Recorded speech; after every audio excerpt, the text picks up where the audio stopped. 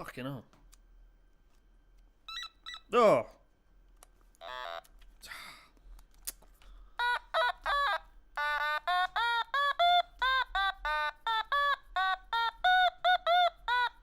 What is this thing?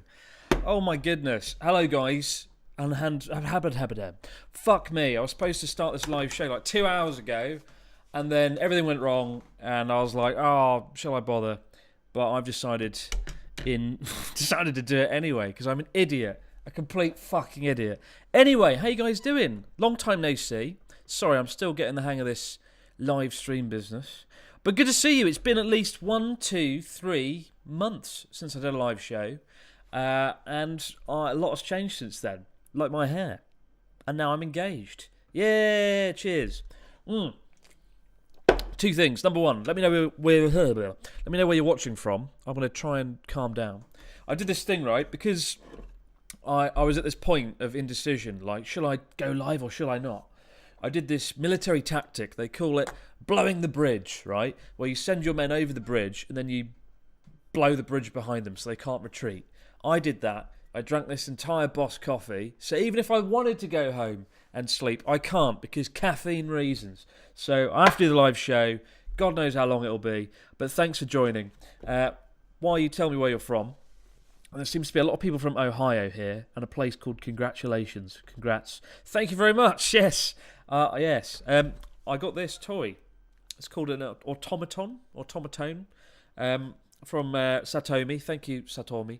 If you've ever tuned into the Abroad Japan podcast, you'll know Pete Donaldson has one of these things, and he always plays it. And I don't know what it is, because when Pete and I do the podcast, I can't see his silly face most of the time. And so I would just start hearing this weird noise coming out the headphones when he was talking. He played this instrument. I was like, Pete, what the fuck is that? And he's like, oh, it's the automaton. And I'm like, I don't know what that is. And a great listener / viewer called Satomi bought me this, and now I have one for myself. And this is what it sounds like. Yes. It's like a sound from the 80s. Fuck me. I don't really get the appeal of this damn thing. It's got a silly little face. Yes, it's certainly interesting. Let's put that over here. Put that just over there. Anyway, what we got?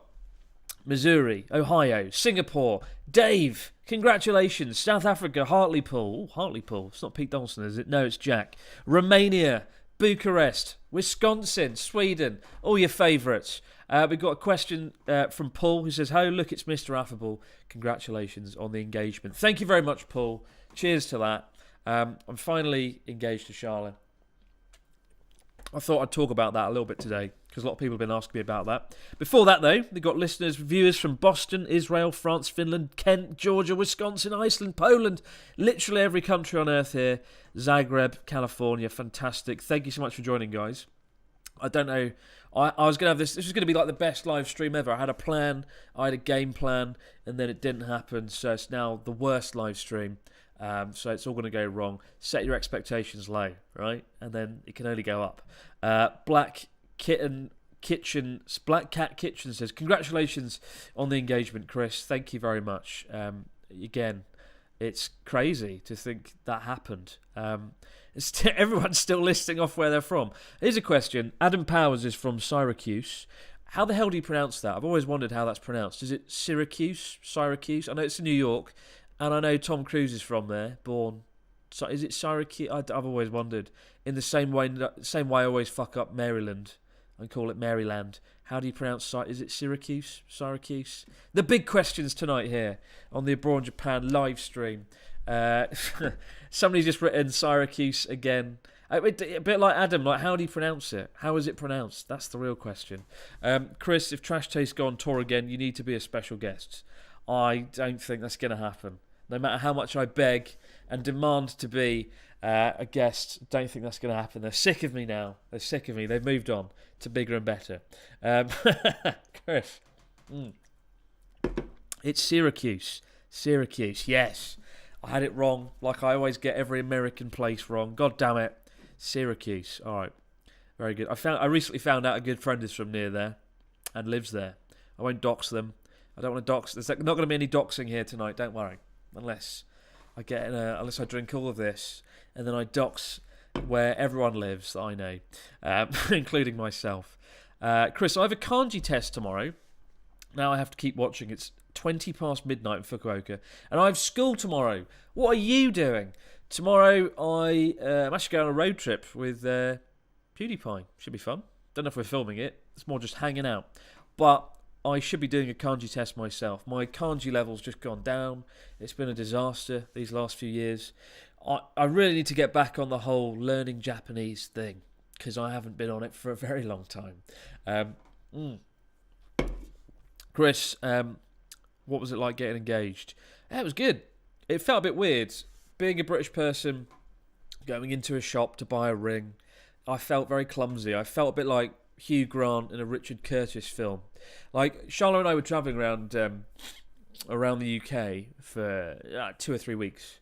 And right at the start of the trip, there was no way I could get away from her, right? We were hanging out together, and I wanted to go and buy this engagement ring, and I just could not get away. And there was one day when I was really busy, unfortunately, writing my book, tapping away, and she met up with a friend, and I was like, this is it. This is the window of opportunity I need. And I knew what ring I wanted, and I went down the shop, and I was utterly terrified. While I was sitting there, you know, looking over the rings, I was looking out the fucking window like, shit, if she walks past, this is going to be really, really awkward and not good.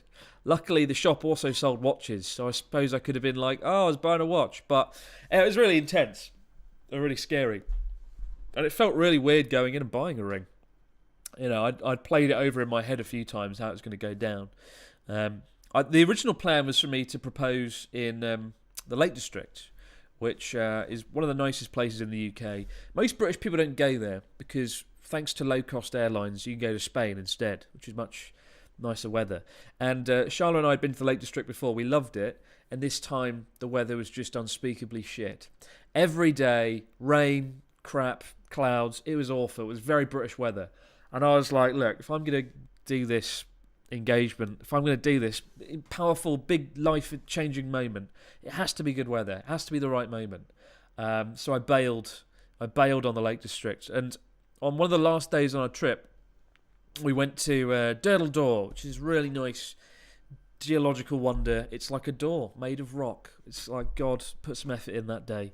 A lovely place. And if you've ever seen the music video for Shout by Tears for Fears, they also did that there. But did it there, and the weather was great, and it was lovely, and she didn't see it coming, which is the main thing, right? I wanted to surprise her. So that was kind of cool. It was a real surprise. I did this thing. I wanted to film it for my own personal memory. Don't worry, I'm not going to leak it online or put it anywhere. I just want, because my memory is shit, I wanted to film it just for myself. So I put the camera down and I said, let's take a photo. It's on a self timer, about 10 seconds. And it got down. I was like, right, 3, 2, 1, and I got down on my knee and I went, "Will you marry me?" And she was like, "What the fuck? What, are you sure?" I was like, "Yeah, definitely, I'm very sure. It's been a good few years." And that was how it happened. And that's how I proposed. So, nice moment, forever burned in my memory. And yeah, it was really nice. Turned out quite well. Chris, I'm a 6'5", half brown man with tattoos on vacation in Japan. And people look at me like I'm Hagrid from Harry Potter. It makes me very uncomfortable, says Camran. But Camran doesn't ask a question. That's just a story. Sorry to hear that, Camran. I have no advice there other than, you know, people looked at me when I first moved to the countryside just because I was a rarity in Yamagata Prefecture. You just don't worry about it. Nothing is going to happen. You know, if anything, it's cool. They might come and talk to you. Raw Music TV says, "Hello, silly English man. How dare you? Do you know if there's any sort of rock or metal scene across parts of Japan? I love the channel. Thank you very much." Rock, metal, not really my thing. I know there's Baby Metal, who I was supposed to interview once, then COVID happened. But, you know, there is some good rock metal bands. Pete Donaldson and I often go to Bar Rockaholic in Shibuya. They don't play that much rock, admittedly. Or maybe they do. Yeah, but that's quite a good place. Go Bar Rockaholic in Shibuya. Chris, when will you release the new book, says River Jane?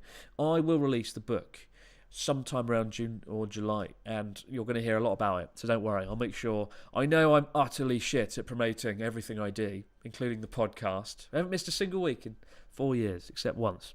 maybe twice. But I'm really bad at promoting my stuff. I'm going to make sure everyone knows about that book, so don't worry, you won't miss it. Chris, congratulations on the engagement. Long life and happiness together. And cake. Very good. You had me at cake. Thank you very much. Hills versus Babyface. It's very kind of you. Thank you so much. It's really cool. It was a very scary thing.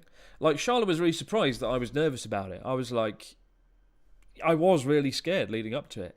I didn't think she was going to say no. I didn't think that was going to happen.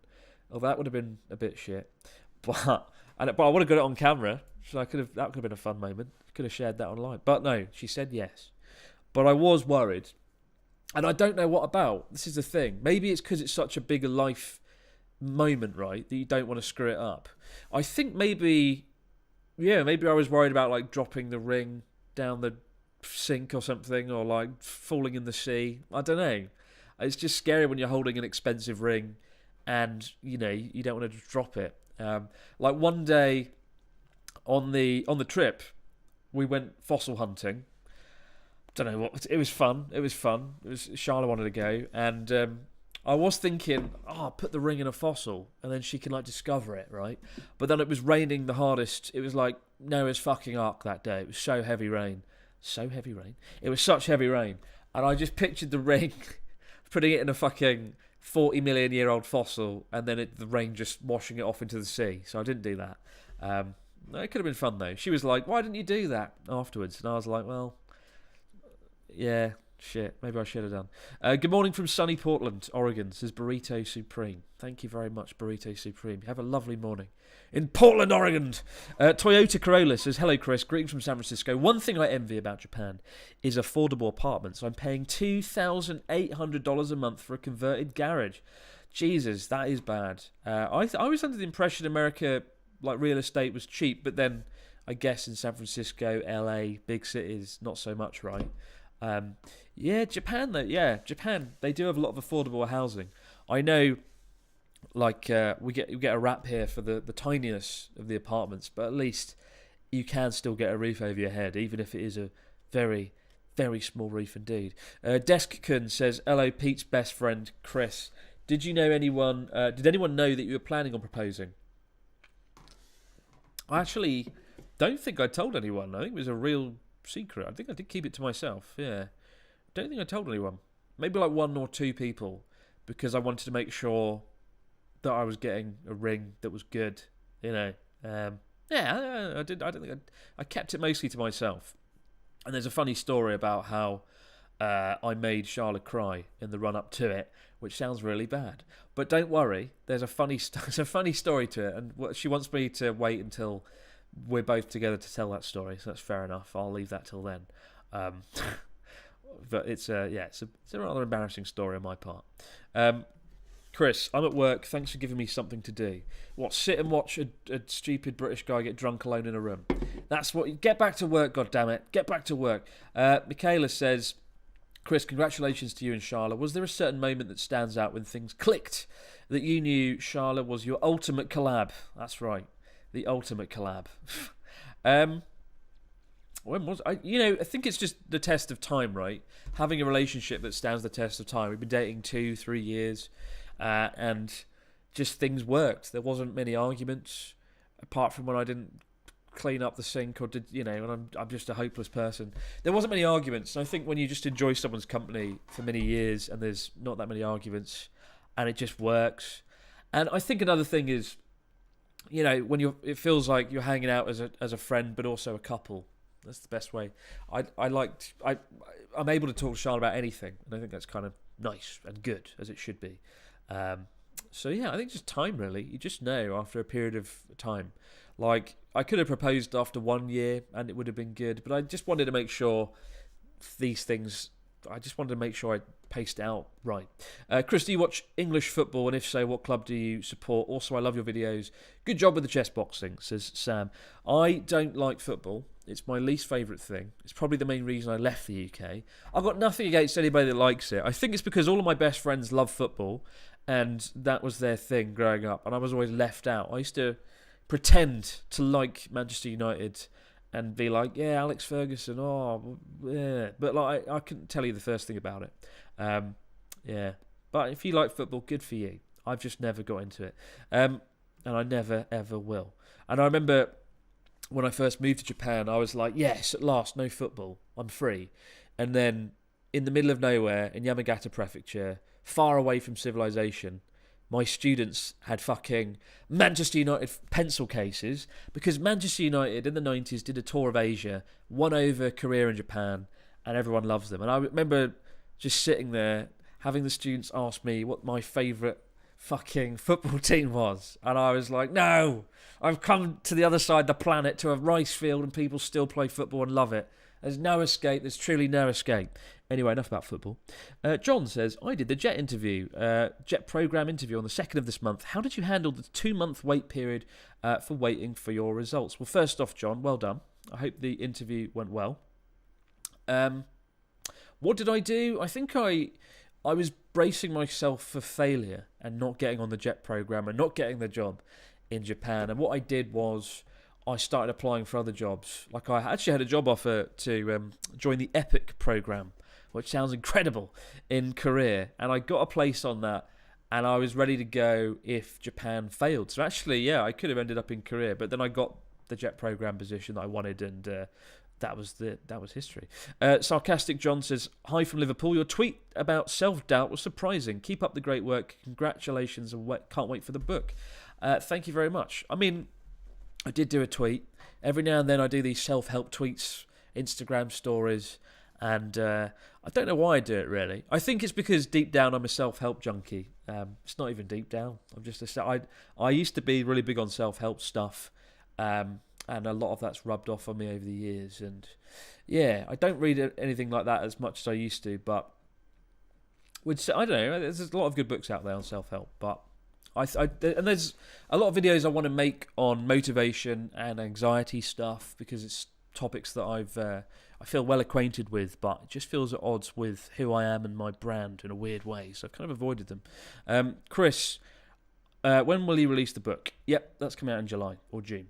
I'm at work. Oh, I've read that. Crikey. Chris, been a long time fan.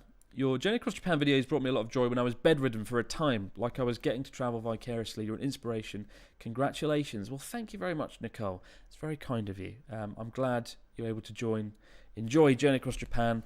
A lot of people watched it during COVID and said that it sort of helped them while stuck indoors. And that was really nice because when Journey Across Japan was originally released, it was something of a disaster.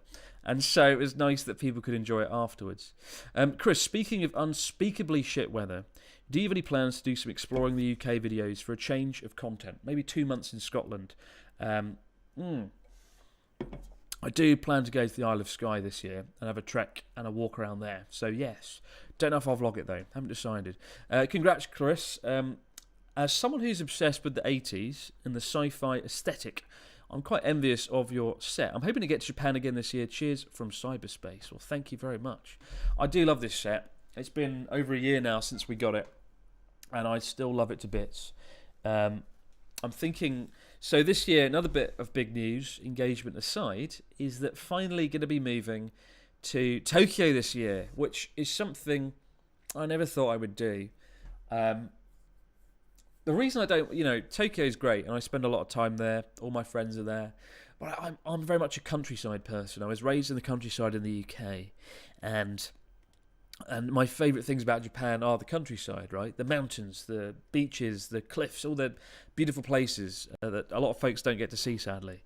And I spend so much time in Tokyo anyway that I never thought I'd need to live there. But the truth is, I'm down there so much. I go literally every week, and I'm there for business stuff. I'm there to see friends, and I've got this incredible studio, but nobody's ever here to enjoy it because they're down in Kyoto. So I feel like, they're down in Tokyo. So I feel like by moving the studio to Tokyo, I can actually use it more.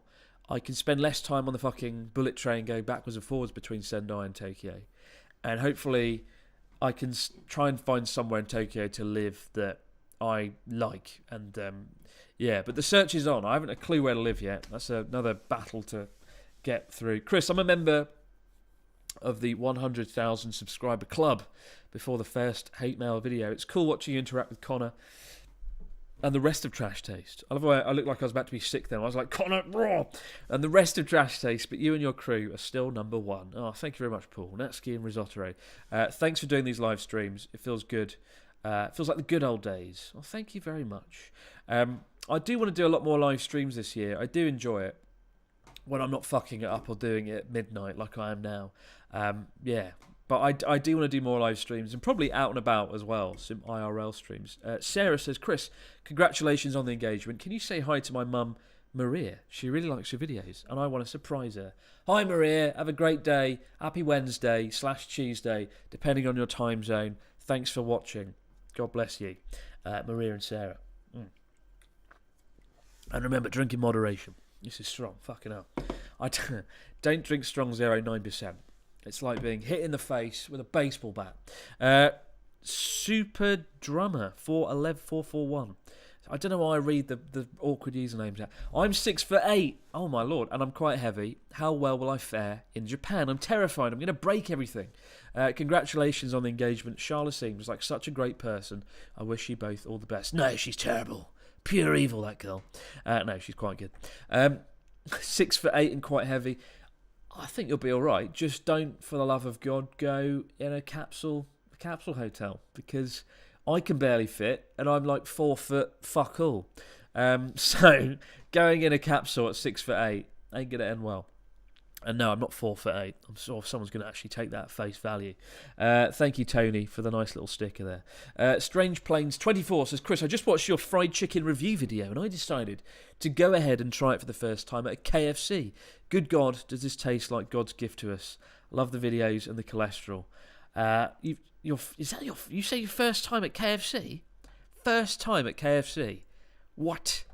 Well, the Colonel wouldn't be happy with that. The Colonel was turning in his grave. He's waited that long. Fried chicken. You know what?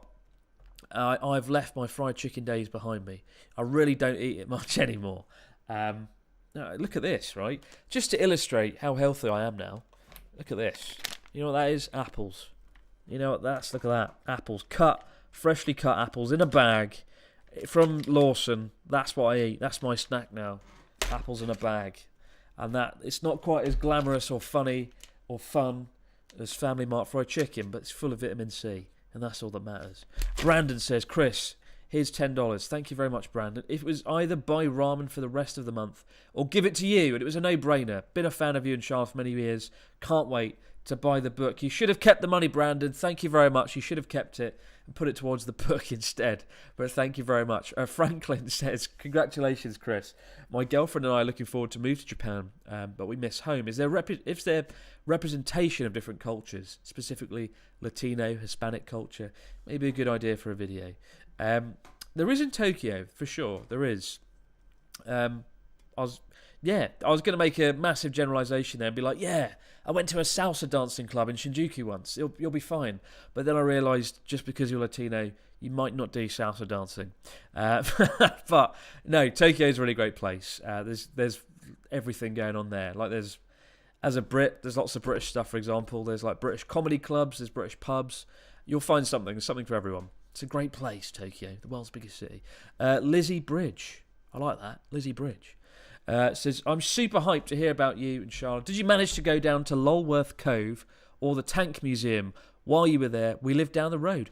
I did take Charlotte after we got engaged. I was like, what do you want to do now to celebrate? She was like, I want to go to a cafe. I want to go to get English breakfast tea or something. And I was like, no, you're going to the fucking Tank Museum because that's exactly what's there near Durdle Door, and nothing says romantic engagement quite like looking at a Challenger 2 tank with armour-piercing rounds. I think she quite enjoyed it there in a weird way. But yeah, we did go to the Tank Museum. It's pretty impressive. It was very full of tanks. Chris, your videos are great chill-out content. I tried Strong Zero for the first time last year, had 6 cans in one night, and somehow I wasn't drunk. Well, you are magic because this is like paint stripper. If I drink 3 cans of this, I have a hangover that is just the bleakest thing. It's like looking through time and space. This is dangerous shit. I'm not going to drink more than one of these tonight. And neither should you. Chris, greetings from Mexico. congratulations on the engagement. I hope you'll be very happy. I'm travelling to Japan for my birthday in October. Thank you for all your great work. Well, have a great birthday. Japan is a great place for a birthday. I don't know what camera I'm looking at.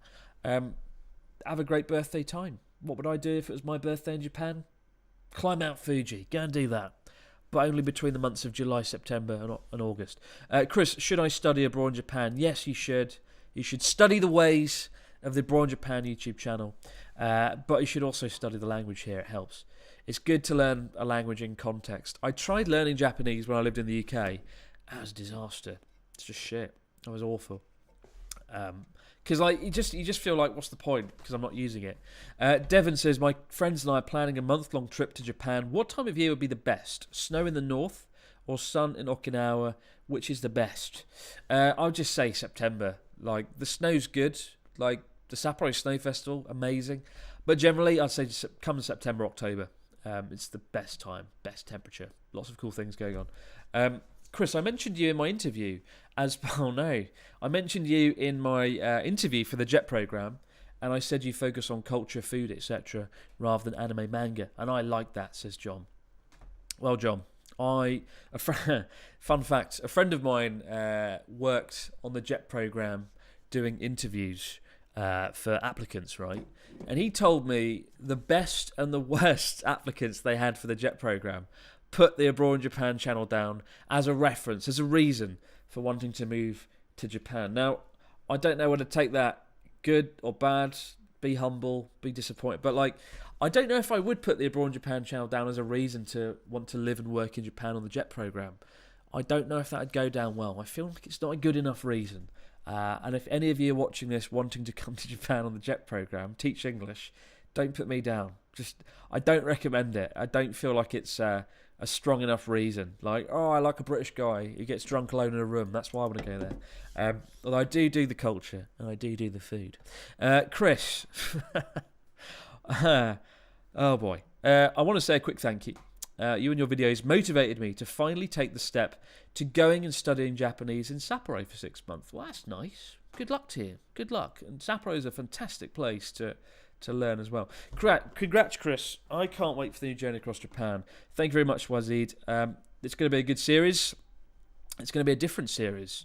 This time we went to Hokkaido. We've never done that before.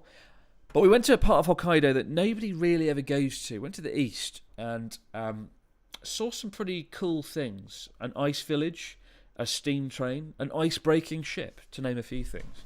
And it was really good actually. It went really well. We wrapped filming literally just last week, and it should be out in the middle of March. So check that out. Should be good. Oh, man. Chris, I came to Japan to study Japanese and meet my idol, which is you. So I named my channel Across Japan. I'm looking forward to meeting you in person. Well, thank you very much. You don't want to meet me in person. Nothing but an underwhelming disappointment, just like this live show. But if you do run into me, be sure to say hello. Do say hello. And tell me which camera to look at, because I always get it mixed up. Amy says, I studied Japanese at university for 4 years, and I fell out of love with it. Since watching your videos since graduation in 2018, you made me want to go and re-experience Japan. Congratulations on the engagement. Well, thank you very much, Amy.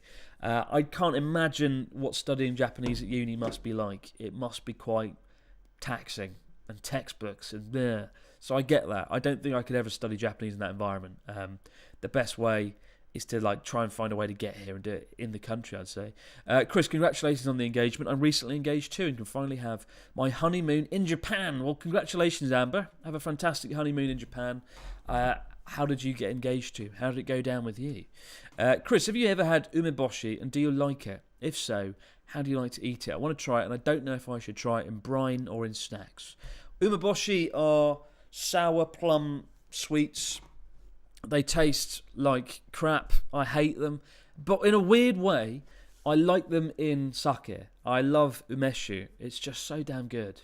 Best drink in the world. But umeboshi itself, it's just really sour plum. Can't do it. It's like you put it in your mouth. It's like having 3 warheads at once. Sour warhead sweets. Horrible. Chris, do you have any experience or know anybody who's gained a visa through investment? I own a ramen shop in the UK. Ooh. And I'd love to open a British restaurant in Japan. From what I understand, you need $50,000 in a bank account, and I think that's the way to get the investment visa. It's quite a lot of money. It's quite a lot of money to put in a bank account, and that's why not a lot of people do it. Unfortunately, it's tough, but yeah, you need a lot of money. Unfortunately, not if you have $50,000 though, go ahead and do it. Chris, congratulations to you and Charla. She's a gem. Any chance you'll do a video about the Ainu people in the future, the indigenous folks of Hokkaido? Well, we are going to cover that, yes, in Journey Across Japan, the new season, because we did pass through Ainu territory, and yeah, we went to the Ainu kind of village. It was kind of cool. It's got a very, very unique look to it. My only regret is I couldn't find any Ainu people to interview, because they are there's like 100 Ainu people left. Unfortunately, they didn't stick around. It's sad. Or I think everyone just stopped. What's the phrase I'm looking for? Basically, Ainu people married Japanese people and then diluted the Ainu culture. I was going to say the Ainu brand, like some sort of fucking sports brand. But yeah, unfortunately there's not that many left, and so I couldn't find anyone to interview. Dear Chris, from Kat and Brittany, we want to say congratulations on your engagement. Have a wonderful life together. You rock. Well, thank you very much. I like your channel name, Lust by Night. Very, very romantic. Chris, from one guy getting engaged on the British Isles to another. Congratulations. Thank you so much. Eric, very kind of you, mate. Cheers. Oh man, I feel really out of my depth on this stream tonight. Massively regret doing this stream. You either feel it or you don't, and I'm not feeling it. I'm feeling like this stream would have been really good 3 hours ago. I was really on the ball, and now I'm like, sucks. God damn it, I should have held off. Chris, congratulations on the engagement. Me and some family are going to Japan in May. To Tokyo, Kyoto, Osaka and Hiroshima. Any recommendations? First of all, congratulations on the engagement. Second of all, recommendations. I mean, you've kind of nailed it. You're kind of going all the good places already, Jerry. Get some Kobe beef. Go and just have a great time. I'm shit at recommending specific places. You've nailed all the places there. Just, I don't know. Go to Osaka. Go to Dotonbori. That's my favourite place. Chris, any suggestions of places to avoid, like the plague, aka places that are totally overrated or don't meet expectations or are just mediocre tourist traps? Yeah, that Golden Pavilion in Kyoto. I like Kyoto a lot, but the Golden Pavilion, no, I can't stand it. That's my... Chris, on my own health and fitness journey, I just wanted to say, keep up the good work. Thanks to you, I now have a Spartan race on my bucket list. Congratulations. Yeah, I'm going to do another Spartan race in May, because the last one was a lot of fun and pushed me in ways I never thought I'd be pushed. And yeah, it was really good. Highly recommend it. Man, fucking hell.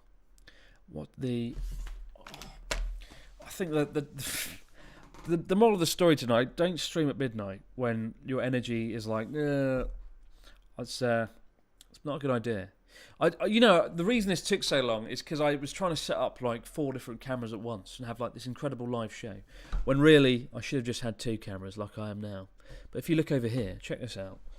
I had another camera there, and then I got another camera over there, and it's just like, no, it's greedy. It's greedy. It's too greedy. Just stick to 2 cameras. What a moron.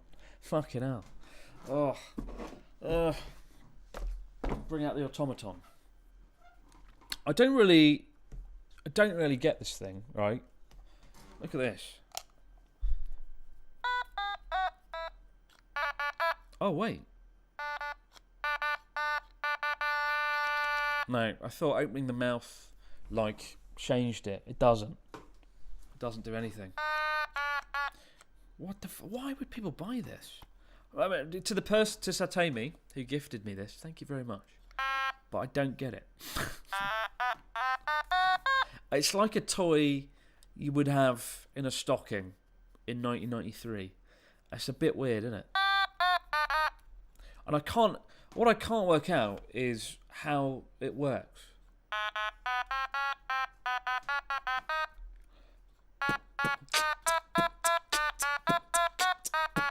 I sound a bit like no. What a fucking weird thing. This studio is absolutely filled with very bizarre objects. I don't know if any of you know what this is behind me here. Do anybody know what that is? Wait a minute. Oh shit! I haven't filled in the eye. I'll tell you what it is, but I'll be back in a sec.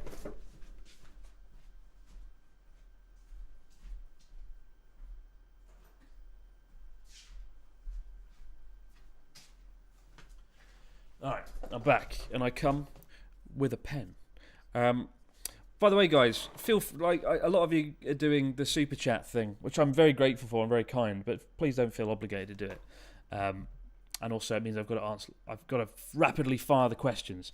I'll tell you what this is, and I'll tell you what that is in just a moment. Let's see if you can guess in the comments. Anime Dave says, Chris, congratulations on the engagement. I'm travelling to Japan in April, and I was wondering if you had any recommendations for staying a day between Himeji and Onomichi. I was thinking Okayama. Very good. I would say there's a great place called Kurashiki. They call it like the Venice of Japan.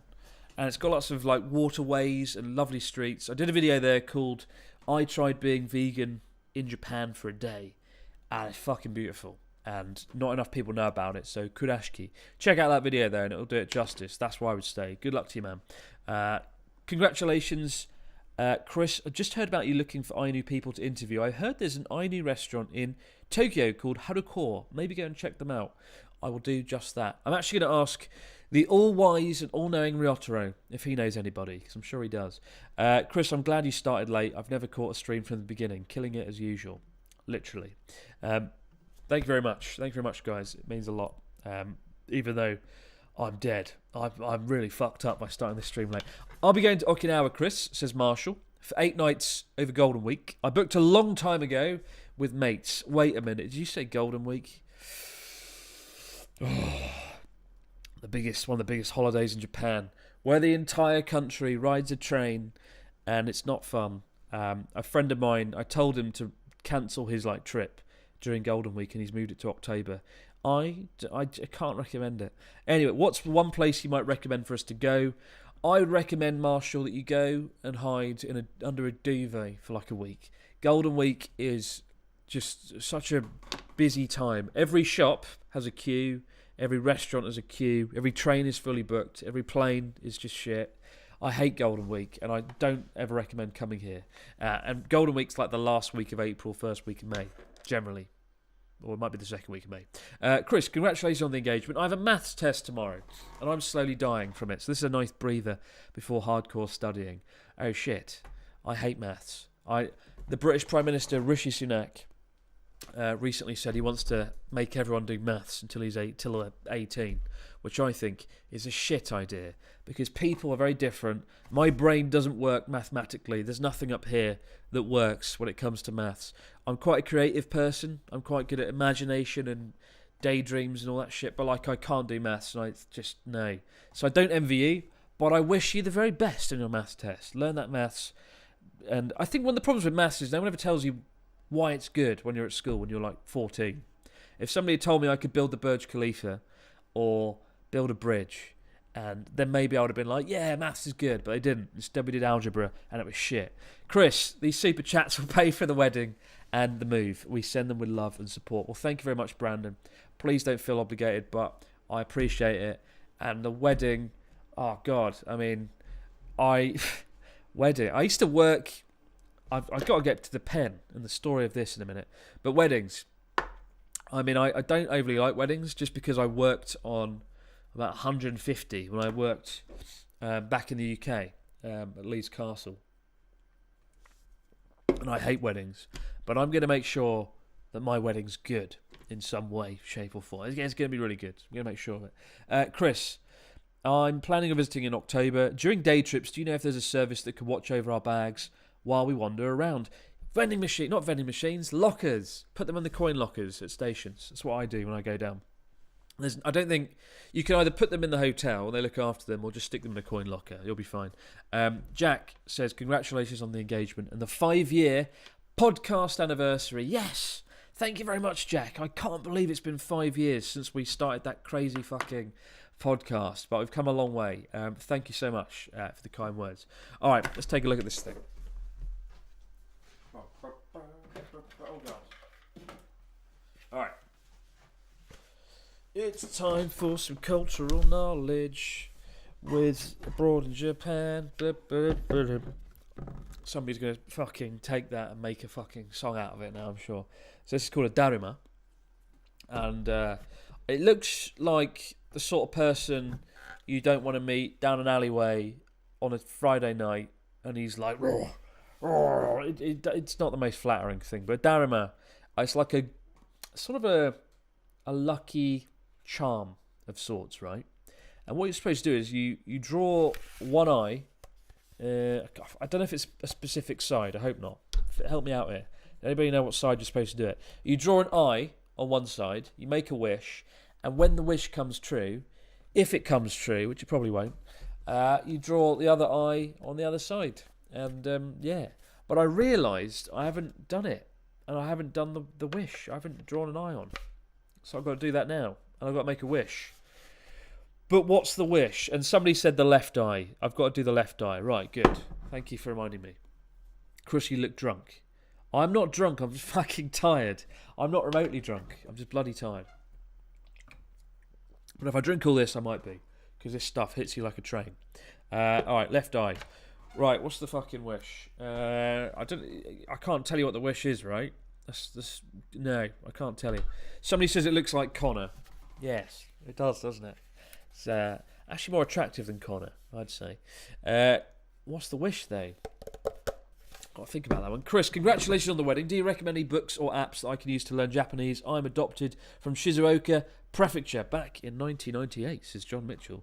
I recommend Human Japanese, great app. I recommend Genki Japanese, and I recommend Hastings, reading the kanji. I recommended that to Felix PewDiePie, and I think he's used it to great effect, and you should use it too. You should use it too. Chris, don't regret tonight's stream. You're entertaining and gorgeous as always. Well, thank you very much, Colette. Is it true you need a lot of savings to live in Japan if you're not teaching? P.S. I'm ADHD and I can't do maths. Yes, I think I know the feeling. You don't need a lot of savings to live in Japan. No, I don't think I ever had any money in my bank account the first 3 years that I lived there. The salary was, what was it? It was like 2 million yen or something. It might not have been as much as that. But at the end of every month, I never had anything left. So I spent it all going out, eating, drinking, doing awful things. And I sometimes think I also have ADHD. Because at school I was awful. I had no concentration. So maybe it's a maths thing, I don't know. Chris, I'm coming to Tokyo next month to study abroad and was wondering if you have any tips. Thank you for your content over the years. Bring money. Bring some money. There you go. Alright, wish. What's the wish? Alright, I know the wish. But I can't tell you, right? I can't tell you what the wish is, can I? Somebody says you should wish for £1 million. You should wish to eat Chris Okano. I like that one. You should wish... What the fuck should I wish for? Help me out here. I've got a few ideas. You should wish for 10 million subs. Nah, I don't want to do that. If anything, I'll wish for more views. You should wish for a McDonald's. Brilliant. There must be some good wishes here. Chris, you should wish for... Don't tell anyone. Blah, blah, blah, blah. Alright, there we go. I'm going to wish for something related to making a film and winning an award. Yeah, I'll do that. Alright. But do you draw the eye in and then wish, or do you wish and then draw the eye? Shit. It's too early. It's too late at night for these sort of complex decisions. Fuck it. I'll just wish for... Yeah. Alright, good. Hey, it's done. Oh god, that looks fucked. That looks like I'm going to have an absolute nightmare when I go to bed in like an hour. Crikey. Alright, there you go. There we go then. The wish has been made. Will it come true? If it does, there'll be another eye on there very soon. I'll put it back up there. Wow. That looks really unsettling. It looks like a crappy pirate or something. Chris, thanks for saying maths. It's maths. Math with a S. That's right. Yeah, sorry. I know in America you folks say math. We say maths. Because maths. Chris, what the hell was that dark figure walking around in the background just now? Don't do this. This always freaks me out. I hate that. Coming to Japan in 2 weeks for the first time. Tokyo-based. Any recommendations for the first 8 days? Just get a drink. Get a strong zero. And wander around town. See what you can find. Kind of like I did with Pete in that recent video. That was pretty fun. Just have a walk around. Chris, he looks cracked up with that eye. He does look pretty fucked. Wrong eye. What? What do you mean wrong eye? What do you mean wrong eye? Oh dear, the wrong eye. Oh fuck, I did do the wrong eye, didn't I? Oh well, there goes that wish. Bollocks. Fuck.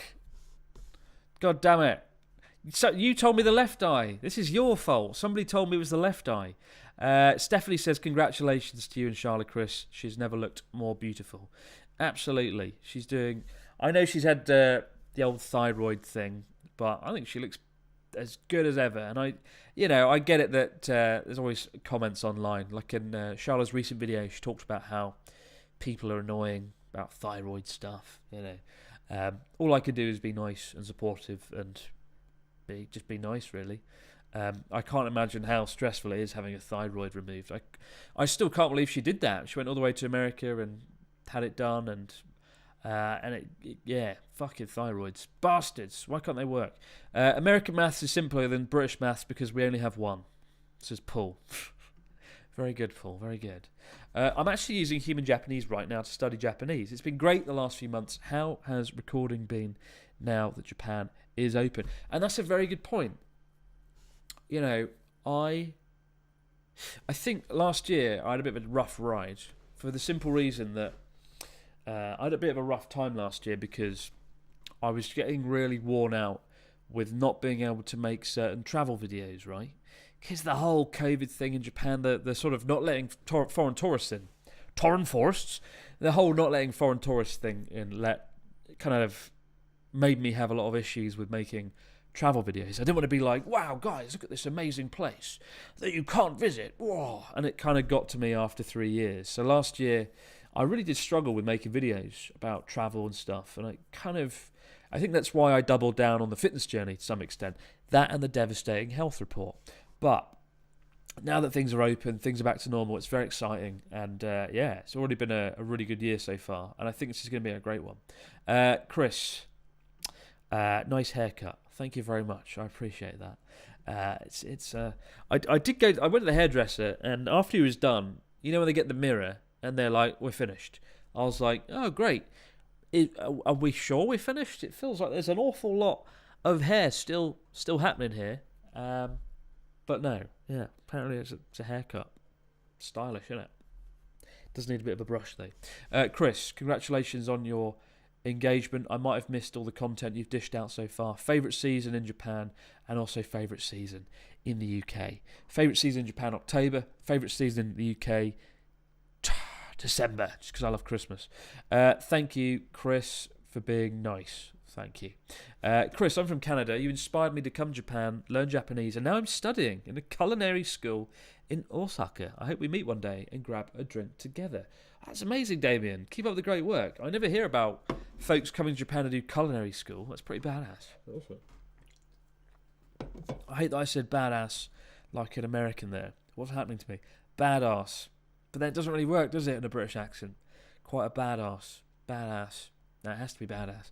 Considering that you're a very good photographer, how high will you be for the bar? Sorry, how high will the bar be for the wedding photographer? Will he or she be put to the test? Yes. I want my wedding shot in 8K, no less than that.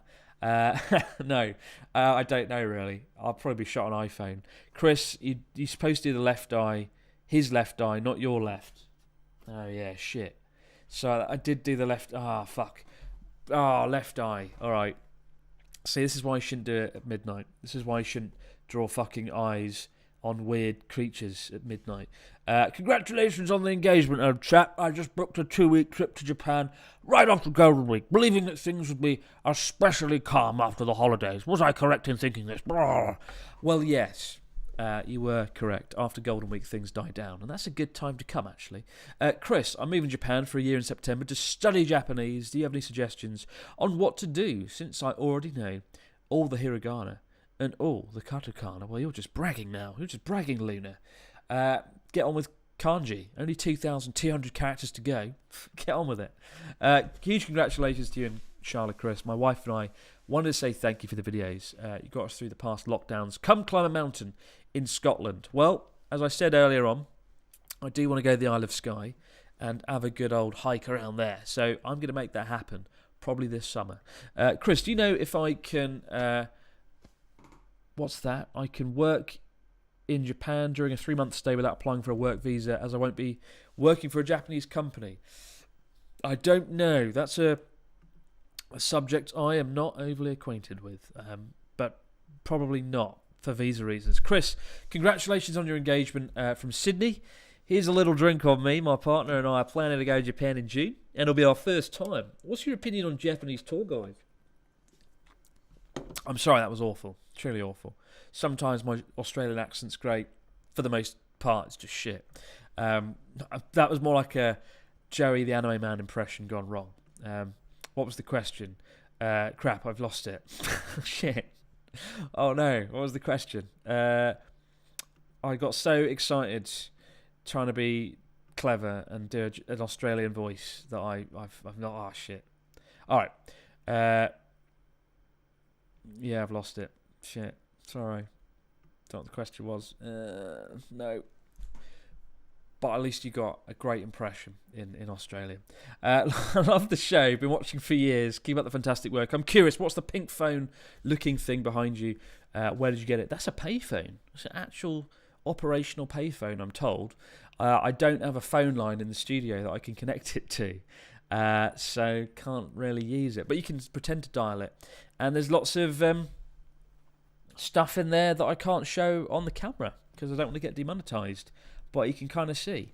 I didn't know, when they built the studio, right, the designers, I didn't know they were going to do that and have some very raunchy things. Actually, just here, there used to be a naked woman, and you can see I've concealed it with a Natsuki sticker. So I didn't realise that until it had been in like 4 videos as well. But luckily, nobody saw, so I didn't get demonetised.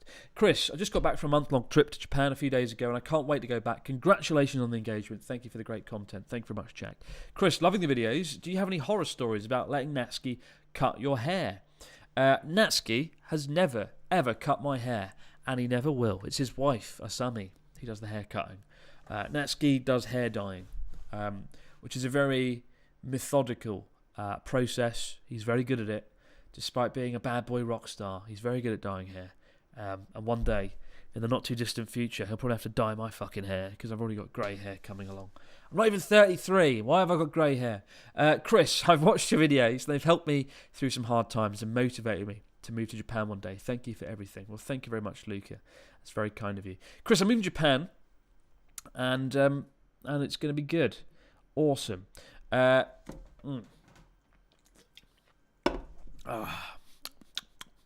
This tastes awful. Chris, bring back the reading hateful YouTube comment videos. They were gold.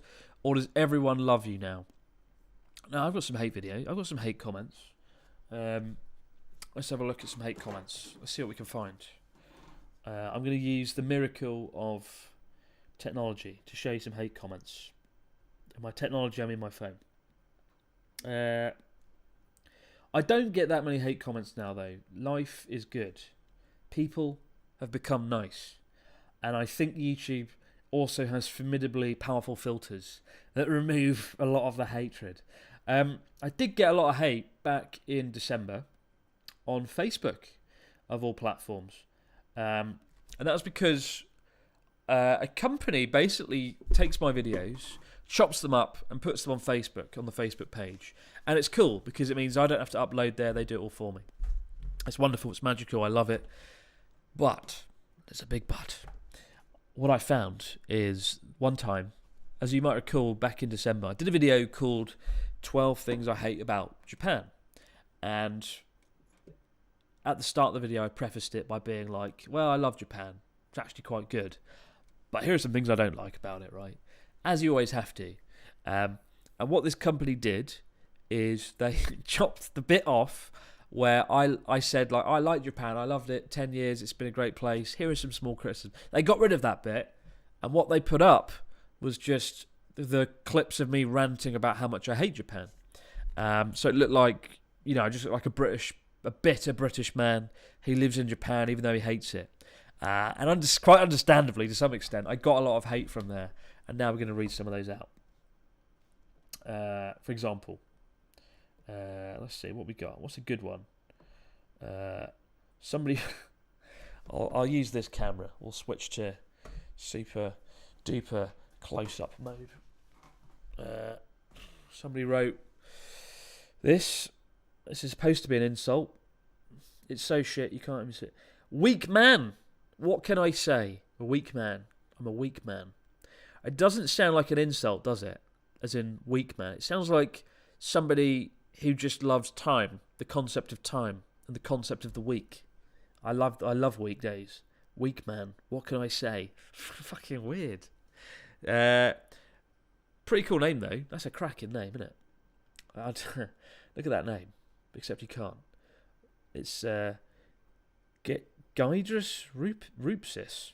Gydrius Rupsis. That's a fucking badass name. Pretty cool.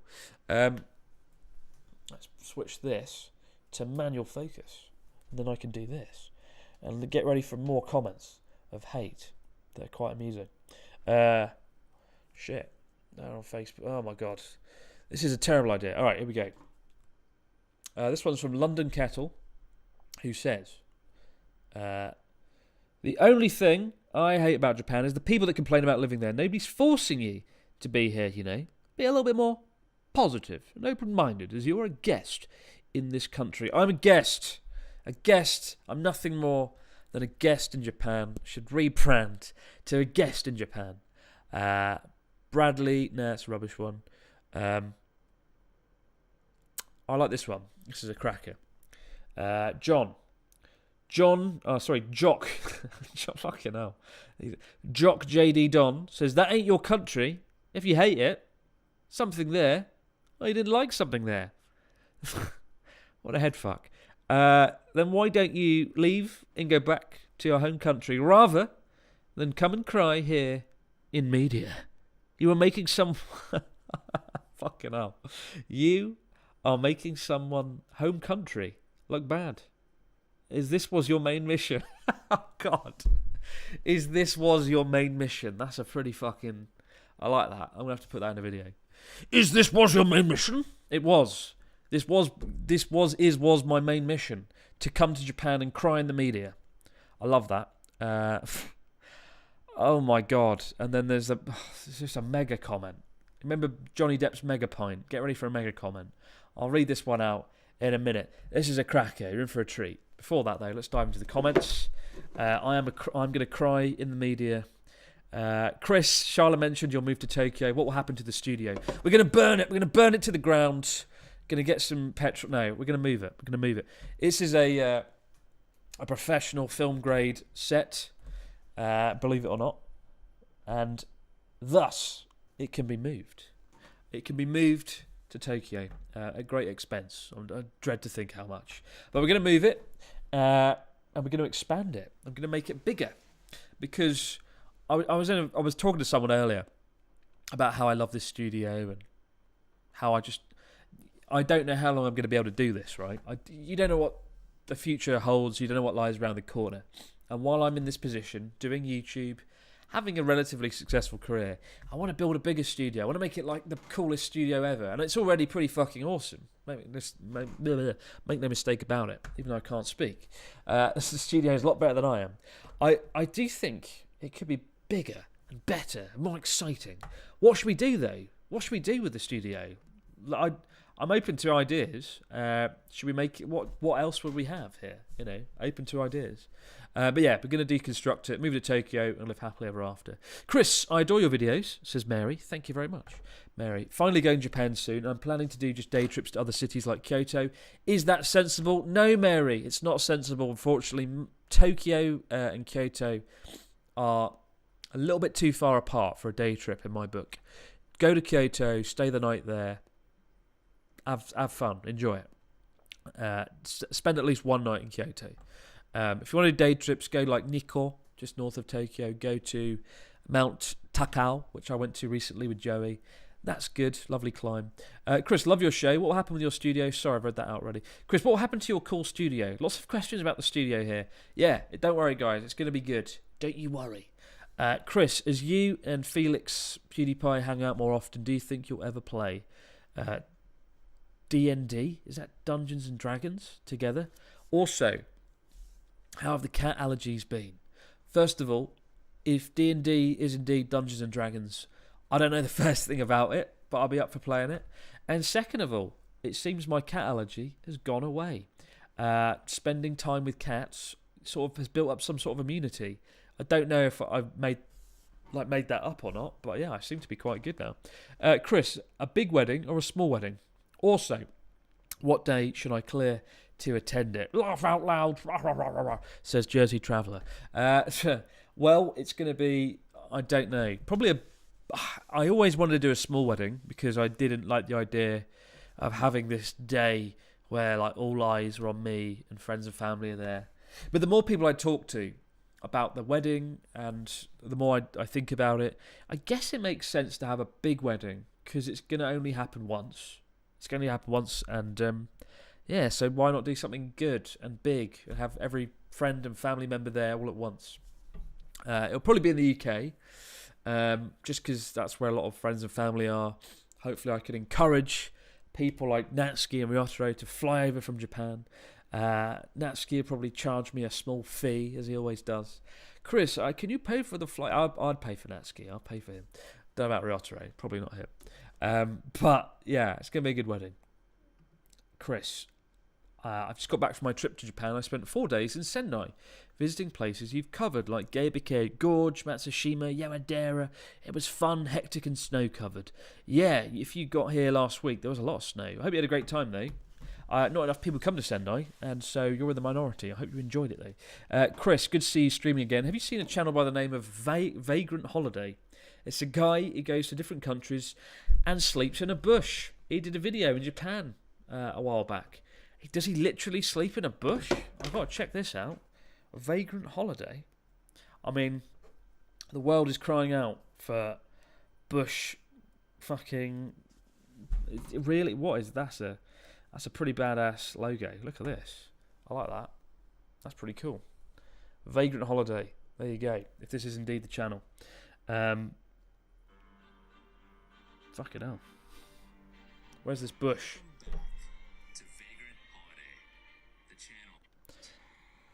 Alright, yeah, he does. He's actually going to sleep in a bush. That's the United States for you. Pretty good, isn't it? Okay. I'll check that out later. What a great channel concept. He travels the world and sleeps in a bush. I feel like that is a concept that didn't need to happen, but I'm glad it did. Just like the Sea Dog VA channel. Paul says, big wedding for two amazing people. Thank you so much, Paul. Yeah, I think another reason about the wedding was it's unlikely I'm going to have kids, just because I'm not the sort of person.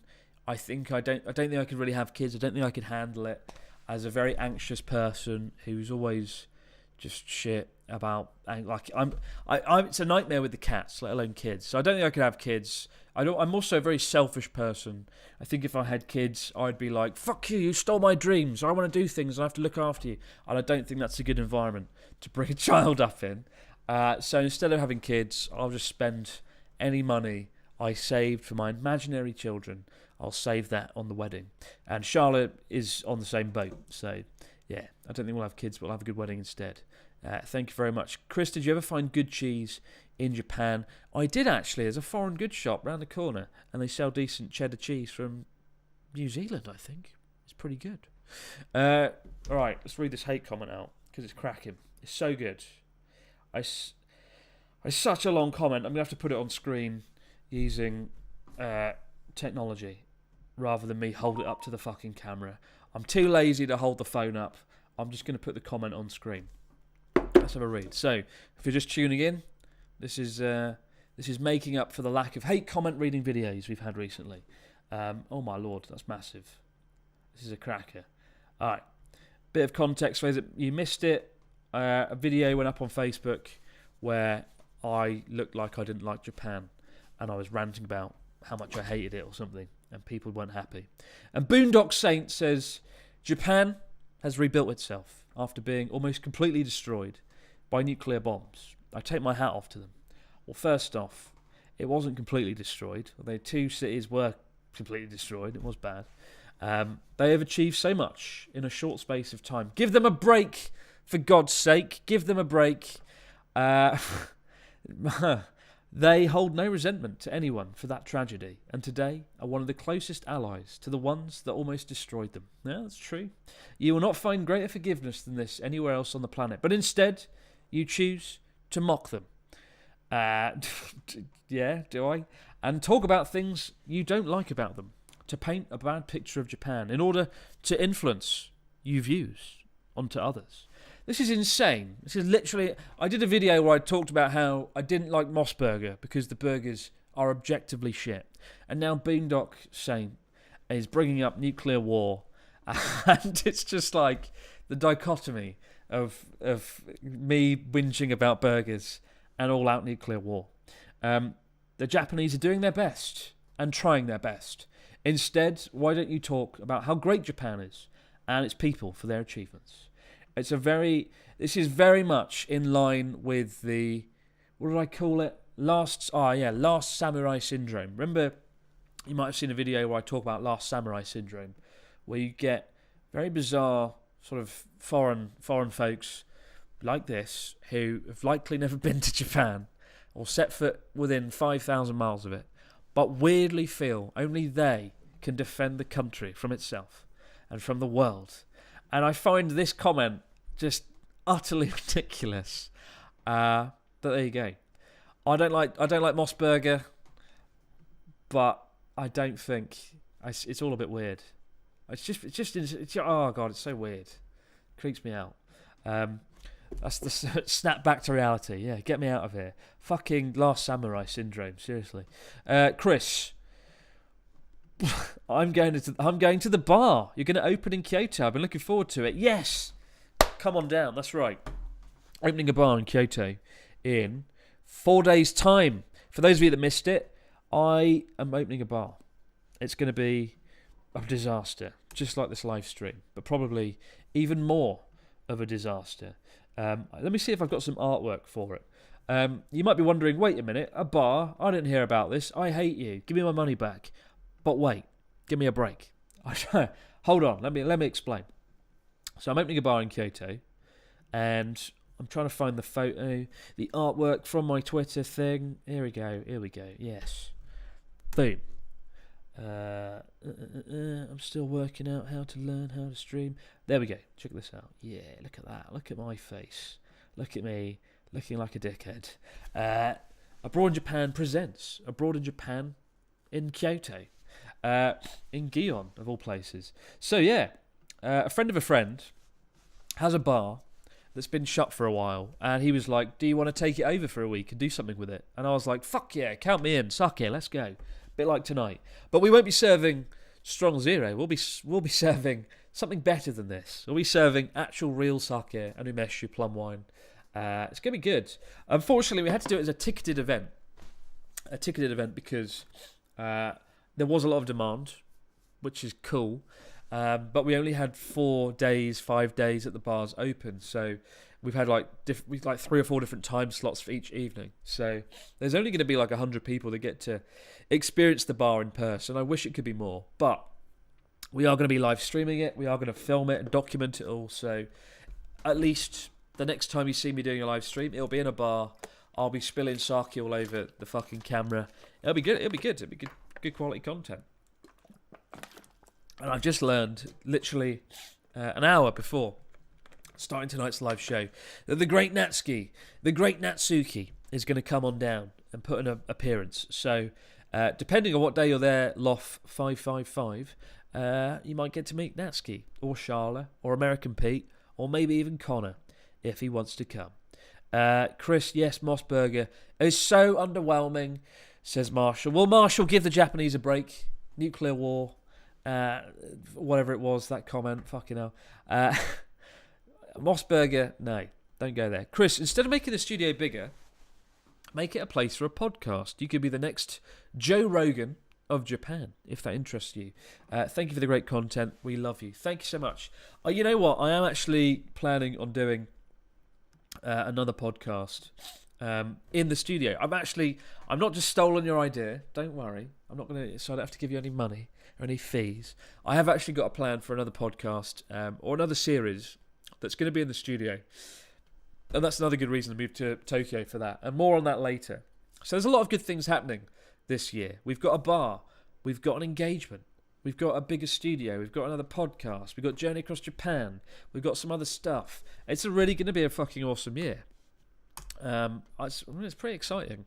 I know I don't seem excited, but A, I'm British, and British people don't get excited, and B, it's 1:30 in the morning. So, but yeah, no, I'm really fucking hyped for this year. I wasn't overly happy with how last year went, partly because of the fitness and not being fit before the fitness thing, and just because I didn't really put out many videos. So this year, I'm going to make up for that. Chris, not to get political, but everyone forgets the firebombing of Tokyo and Dresden, which was way worse than Hiroshima in almost every metric. It took hundreds of planes, not one bomb. Paul, you're absolutely right. Everybody does forget that, actually, yeah. Not a lot of people know that the firebombings in Tokyo killed more than the atomic bomb in Hiroshima, which is crazy. Chris, fellow Brit here, congratulations on the wedding, says Daniel. Thank you very much, Daniel. I'm going to Japan with my dad from the 7th of March. Tokyo, then a day trip to Fujinomiya, Kyoto, Hiroshima, Osaka, Nara. Literally waited 3 years for this. Any last minute tips? I'd say, where are you flying in from? Brit. Okay, so you've got about a 14-hour flight, Daniel, because you can't fly over Russia right now. So it's a long flight. Download the Human Japanese app or Duolingo. I'm thinking Human Japanese is better. And practice some Japanese, right? Learn some Japanese. It can be simple. It can be like, arigatou gozaimasu. It can be, kore onegaishimasu. It can be, namabiru onegaishimasu. It can be anything, right? Mainly beer. Biru, right? Namabiru hitotsu onegaishimasu. That's the only phrase you need. Learn some Japanese on the plane, though, and then use it when you get here. And even a little bit of Japanese goes a long way. People in Japan love it when foreigners speak Japanese. They enjoy it, and it's a good way to open up doors. You walk in a bar, you speak a little bit of Japanese, even if you're shit. They don't care.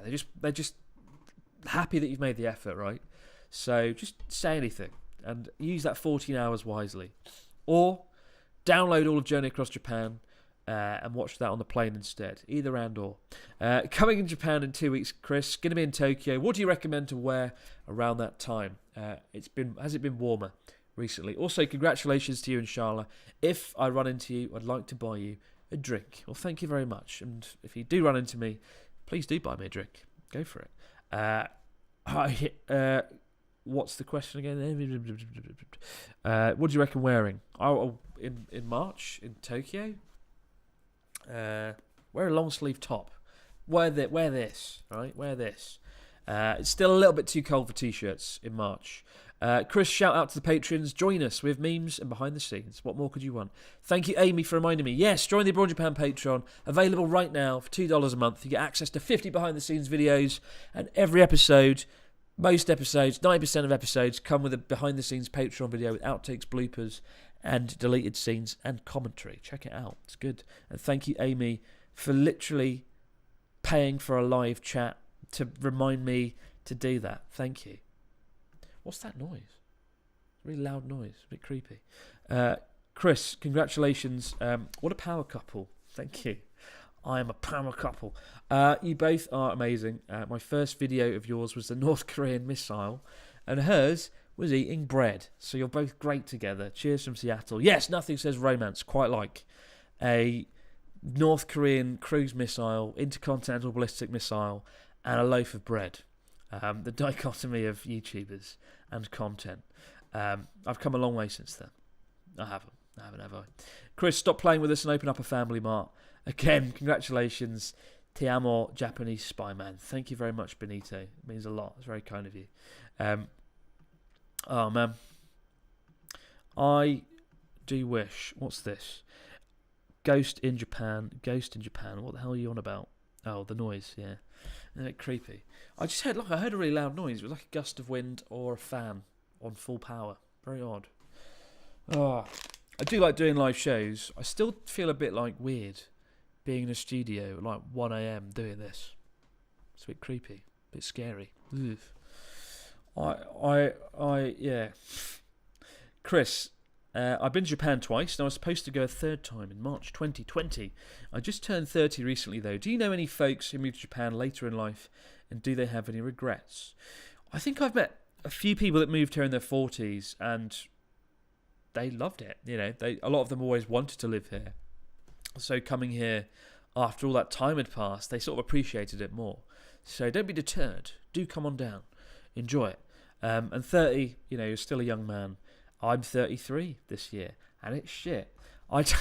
Time is moving so fast, I can scarcely keep up with it. It's very scary, and it's not so good.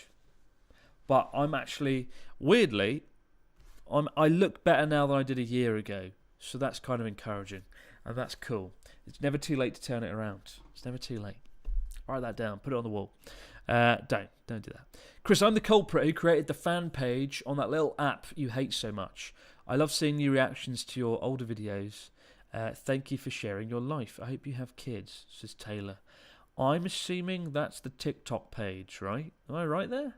Yeah, thank you for doing that. I don't like TikTok, and it's cool if you are the guy doing Abroad Japan moments on TikTok. Thank you. They're pretty good. You've done a great job there. And it means I can stay away from it myself. Chris, how do you feel about being recognised in public? Any do's or don'ts that you'd advise for fans who would like to approach you? Don't come near me. Don't touch me. Don't look at me. No, do. Come and say hello. Come and say hello.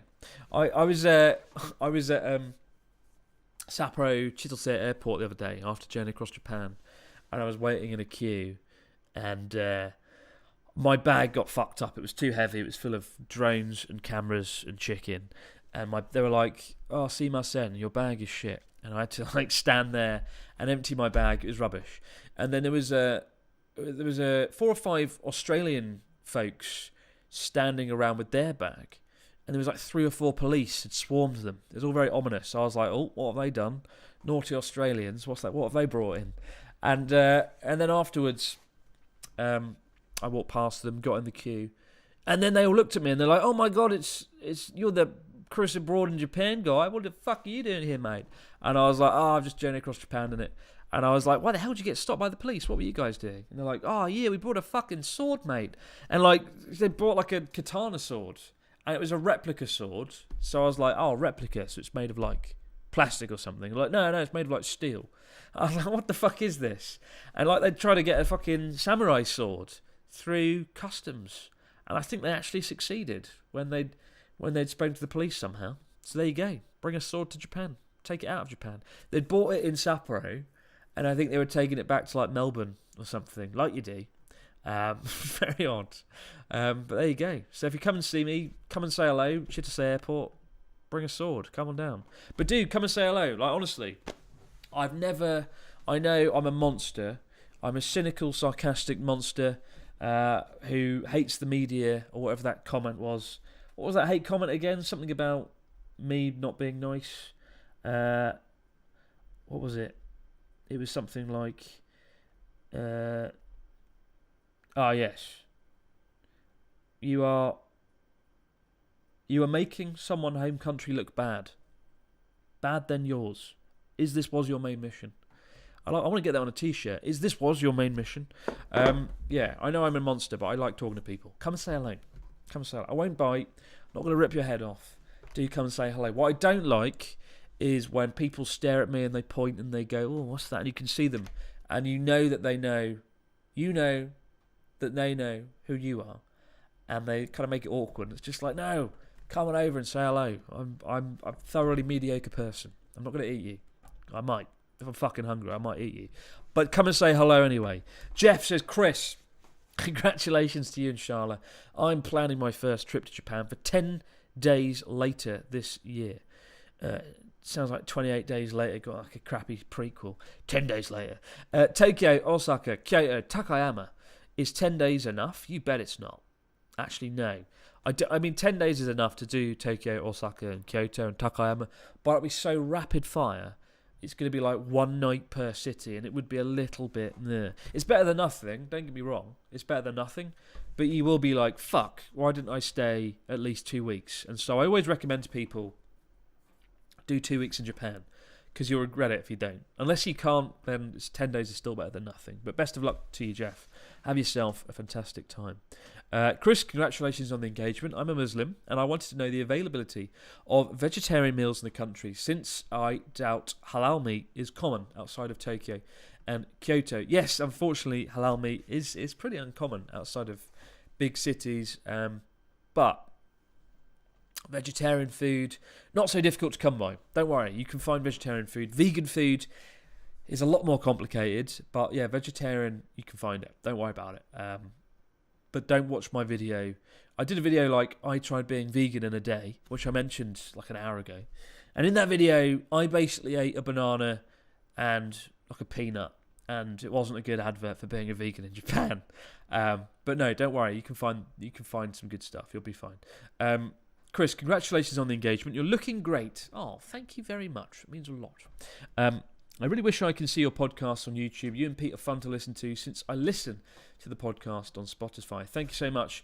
The truth is, we could record the podcast either end and put it on YouTube, but I just feel like quality control is an issue, and I feel like the podcast sounds good audibly, but visually, I don't think it would work so well in that way. So it is a shame. It is a real shame, but we still have 150,000 listeners a week. I don't know how, because I'm utterly shit at promoting the Abroad in Japan podcast. And yeah, people listen, so thank you for tuning in. Chris, what would your dream honeymoon be? Part of the world you've already been to, or someplace new, says Paul. I see a lot of people go to the Maldives, so maybe the Maldives. I feel like I'd get bored there after a week, though, just splashing about in the sea and looking at some sand. Yeah, I don't know. Where would my honeymoon be? Yeah, honestly, I don't know. That's a really good question. I feel like it'd be like a road trip across Europe, like Austria, Germany, Switzerland, Italy, Spain, bits of France. I feel like that would be my kind of honeymoon. Yeah, doing like a road trip would be cool. Chris, apart from the chess boxing, were there any other occasions where you fought someone? You seem to live like you were a chav back in England, says Benito. How dare you? I'm not a chav.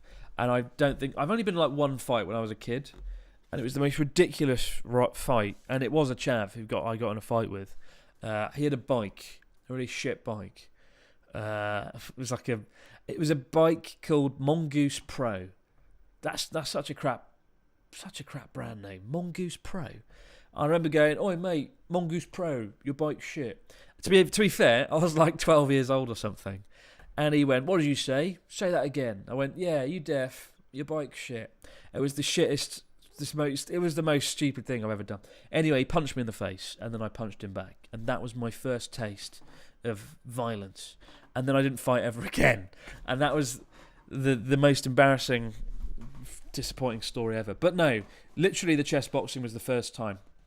And though I haven't talked about it, in a live show since then. I was going to do a live show wrap up after the chess boxing and sort of talk about how I felt, and then I didn't. But I am glad I did it. It was very cool, very fun, incredible experience. Being in front of 300,000 people live, fuck me, it was insane, absolutely insane. I remember, if you've seen it, there's the scene where I come out down the stairs and I'm like, in a dressing gown, look like fucking Father Christmas meets Hugh Hefner, this stupid fucking dressing gown, and I come on down, I'm like, yeah, and then there's Nicholas Pettas and Connor and Pete, the A-team, that's exactly who you want, cheering you on behind you, and I felt no fear at that moment, walking out in front of the crowd, even though literally 20 seconds before, I was a nervous wreck. Just going there, too much volcano, blaring out the speakers. There was about 10,000 people in the room. There was 300,000 people online. The adrenaline, man. That was really cool, and I really hope I get to do something again that helps match that experience, because nothing I've ever done has ever come close to that. and it was so fucking cool. Not so sure about being punched in the face though. That wasn't so good. So the fight, right? I was originally against this German streamer called Papa Platt. I didn't think he'd be too much of an issue in the ring. He's quite a skinny guy, a little bit taller than me, but quite skinny. I was a lot more muscular. I did worry that he'd beat me at chess. I know he'd done his training on chess, so I thought I'd lose on chess. And then he got replaced because he burst his eardrum while he was training. Someone punched him in the ear, and he popped his eardrum, and he got replaced by Overt Flow, PJ, very nice guy, but looked like a brutish, thuggish man. He's a battle-hardened guy. He did not jiu-jitsu. Was it jiu-jitsu? I think it was jiu-jitsu. He was a black belt. Yeah,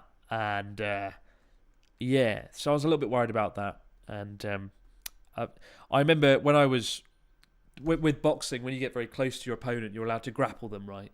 I remember grappling him, and fucking hell, it took so much energy to hold him off because he was so much bigger, more muscular than I was. We weighed the same, but I think it's because my legs are really muscular and stupid, whereas his muscles were in his arms, which was much better for boxing, rest assured. But when he, literally in the first few seconds of the fight, he got a hook on me, hit me in the head, and it stunned me. And there was this moment where I went, wait a minute, what the fuck am I doing? I'm in front of this massive audience. I've just been hit in the head. I'm pretty stunned. If there's a real chance I could get knocked out here. And I did not want to get knocked out. And in that moment, I felt a sense of panic. And if you watch that first round, it's a shit show. I'm just like avoiding everything. It's a real shame. I regret that. I should have gone in and punched him a bit more. And I did try and hit him later on in round 2 and 3, but yeah, I regret that I never got a good hit. And that's kind of my fault because during training with Nick, while we sparred a lot, we never had a proper fight. When you're sparring, you're hitting like your opponent's gloves, you're hitting the bag, right? And I wasn't trained to hit Nick in the face, and I feel like I wasn't prepared, and I should have at least had some proper fights before I went in that ring. So I regret that. But I only had 3 months training, and all in all, I'm lucky that I survived it because it really did take it out of me. You know, you don't appreciate how much energy and stamina is required for boxing because you're constantly moving, you're constantly dodging, throwing punches. It's insane. By round 3, I was a wreck, but it's a miracle I survived. And it's an even bigger fucking miracle. Somehow I won, especially after I blundered my queen. But let's forget about that. Chris, where should I move as a software engineer? Japan or Singapore? See you in September. You should move to Japan. That's an easy one, mate. Congratulations on the engagement, Chris. So excited for you both. My friends are going to Japan in August to the usual tourist spots I wish I could go to. What should I ask them to bring me back as a gift? I get them to bring back a bottle of Imeshu plum wine. Plum wine. You can't go wrong with that. Or a Daruma. But remember, if you do get a Daruma, lucky charm, you got to fill in the left eye. And by left eye, not left side, actual left eye. Don't be like me. Don't make that mistake. Get that. But actually, Imeshu's better. Get the plum wine. Get the plum wine. Get drunk, yeah. But drink in moderation. Chris. Otskar Samadeshta, thank you very much. I'm knackered. Josh says, are you excited about the optional masks becoming optional from the 13th of March? You know what, Josh? I'm so fucking excited about the optional masks becoming optional. Being in America, being in LA, being in London, being in Narnia. It was so nice not having to wear a mask. I know they're good and they save lives and they did their part during the pandemic. But I feel like there needs to be a point where it's like, okay, let's take the masks off now. Like at my gym, you have to wear them still. When I was on like the fucking bike the other day, going hardcore. That's a stupid phrase. I'm never saying that again. I was really going at it on the bike like a madman. And I had my mask on. And I was like hyperventilating, right? It's shit. I hate it. And I've grown to hate masks. The only good thing in winter up here, when it's snowy and icy and cold, is you put the mask on and it protects your face. And that's kind of cool. But yes, I'm very excited. I don't want to wear a mask ever again. Chris, I just returned from my first business trip to Japan. I could never figure out what side of the sidewalk to actually walk on in Tokyo between bikes and salarymen. It seemed to vary. Is there a correct side to walk on? You know, I've always wondered this as well. Generally, I think it's just the left and right rule, same as the roads in Japan. But on escalators, it's all a bit weird. In Tokyo, I think they stand on the right, and in Osaka, they stand on the left. side of the escalator. I might have got that wrong. As we've established tonight, I often get things wrong, drawing in the wrong fucking place. But like, yeah, I can't remember. But I think generally stick to the left. Or just look at, even easier, just copy what everyone else is doing, right? Look and see where everyone else is standing. The bikes are a nightmare to navigate. They really are, they. Always come at you. It's like walking down the sidewalk, walking down the pavement in Japan is like fucking Tetris. Sometimes trying to avoid bikes. It's a constant dodging art form. Marina says Chris plus Charlotte equals happiness. You bet it does. And that's algebra. That's maths. It's not algebra, is it? I've established earlier on that I'm shit at maths. Congratulations. Are you aware, Chris, that the biggest Pokemon event in all time ever will happen this August in Yokohama? What about a meetup? No, I don't appreciate Pokemon. You picked the wrong man. Take your anime mans, take your Charla in Japan. I mean, Charmander, Charmeleon, she loves her Pokemon. I did like Pokemon when I was a kid, but then I got a bit bored. They are good though. I do like Pokemon. They are cool, but I'm not the man for the job. If we're going to do a meet up in Japan, it'd probably be Yoyogi Park, because you can drink there, you can have fun underneath a tree, you can sit and get drunk, and that, for me, that's better than Pokemon, getting drunk. Because I'm old now. I'm an old man. I've got grey hair. I sit in a room and get drunk. And there's nothing to follow that up on. That's it. That's the line. I draw the line there. Chris, thank you for the 12 things not to do in Japan video. God, I hate that video. I've just come across as so humorless and annoying, just like I am now. I visited Japan over Christmas and it was useful. How do you cope with the cold in Japan over the winter? I wrap up very warm. Uniqlo sell the most amazing product in the world. It's called Heat Tech, and it's like a I'm not sure what the fabric is. I think it's nylon, and you wear it underneath. And when I was in Hokkaido, I wore Heat Tech trousers, pants, and I wore Heat Tech top underneath everything, and that helped me retain the heat. Without that, I would have been Frosty the fucking Snowman. And yeah, wrap up warm. Scarves, gloves, hats. I'm going to Fukushima tomorrow.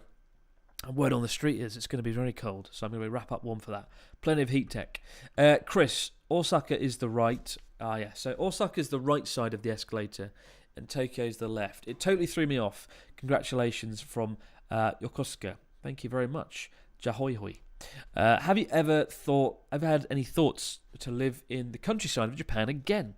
There's lots of free houses these days. I toyed with it. I did toy with it for a time. I remember at one point, Charlotte and I had a conversation about living in Yamagata Prefecture again, where Natsuki lives, where I used to live. And as much as I love it, and I was so happy there, living there, with the mountains and the rice fields and the sea, you know, it was beautiful. Just be able to switch off your phone and just be in this beautiful place in Japan. And I thought about it, but it's just too complicated getting to Tokyo from there. It's just not convenient enough. So I don't think I'll live in the countryside again. And I haven't lived in the countryside for 7 years now. It's crazy. I've been in Sendai all this time. Chris, I remember having lunch with you and Charlotte in 2019 on the Kanagawa tour with the boat cruise. Oh yeah, I remember that. That was the worst tour ever, wasn't it? That was shit. I was great meeting you both. Not because you were there, Jimmy. Meeting you was lovely, and everyone on the tour was very nice. But the tour itself was spectacularly bad. It was great meeting you both and discussing the JET program in Japan. I remember that. Charlotte got some tourist job in Kanagawa, and we had to post photos. She had to post photos on Instagram. And a lot of Japanese tours are really bad, and I'd actually say try and avoid Japanese tours where best, or where possible. On that tour, I remember we went to a beach. Our first stop was a beach in Kanagawa. And, you know, everyone loves a beach. I love a beach. Do you love a beach? And we went to the beach, and it was just loads of diggers and excavating. They were just literally just excavating sand off this beach. And it looked like a construction site for a skyscraper. It was shit. There was nothing good about it. And Charlotte had to, like, stage an Instagram photo looking nice. And it was the most difficult thing I think she's ever done. And I had to help her with it. And we had to get like this, try and get this really nice angle of this beach. And it was just so bizarre, this tour. And then we went to this burger restaurant. Oh my God, this tour was ridiculous. We went to this burger restaurant, and it was overlooking the sea. It was quite nice. And it claimed to be Michael Jackson's favourite burger restaurant. Now, I've never met Michael Jackson, and I'm not going to, but I suspect Michael Jackson's favourite burger restaurant wasn't this little crappy restaurant in Kanagawa. I was very odd, and I don't know why Japanese restaurants like to do this. It was a bit like the second most recent video with Ryotaro and Charlotte, where we're walking down the street in Narayajuku, this beautiful mountain town, and there's just like an ice cream shop being like, oh yeah, ice creams, John Lennon's favourite ice cream. Is it though? Is it really John Lennon's favourite ice cream? Did he just say, oh, this is good once? And they went, yes, it's John Lennon's favourite. But this burger restaurant in Kanagawa, on this tour, that you were in, Jimmy, and you can probably attest to, this burger restaurant, in a word, it was shit. And that's 3 words. But it was there's no way this was Michael Jackson's favourite burger restaurant. I'm pretty sure Michael Jackson hadn't even been there. And I don't know why they spun it like that. But that's Japan. But maybe I'm wrong. Maybe it was his favourite. Maybe he wrote Thriller there. Congratulations on the engagement. That was a real rant there. That was a real 1:52 a.m. rant. Did the opinion on tattooed people change, Chris, or is it still frowned upon? I have 2 arm sleeves, and I want to visit Japan, so I'm a bit nervous. I climbed a mountain recently, bragging. Oh, climbed a mountain, look at me. Mount Takao, beautiful mountain. If you want a day trip from Tokyo, Mount Takao is the way to go. And we went to a hot spring afterwards, and at the door, it's quite a popular place with foreigners. There was a big sign saying, tattoos, no. And it was really sad. I thought Japan has sort of moved on from the whole sort of tattoo, let's not let people in with tattoos thing. But they haven't. And I'm going to show you what the sign looks like, for those of you wondering. Because it was quite like full on. I'm going to airdrop it to my laptop. And I'm going to make up for the awkward wait by singing about it like this. Alright, here we go. So, if you're wondering what it looks like in Japan when they don't want you to enter because you've got a tattoo, you filthy rascal with your tattoos.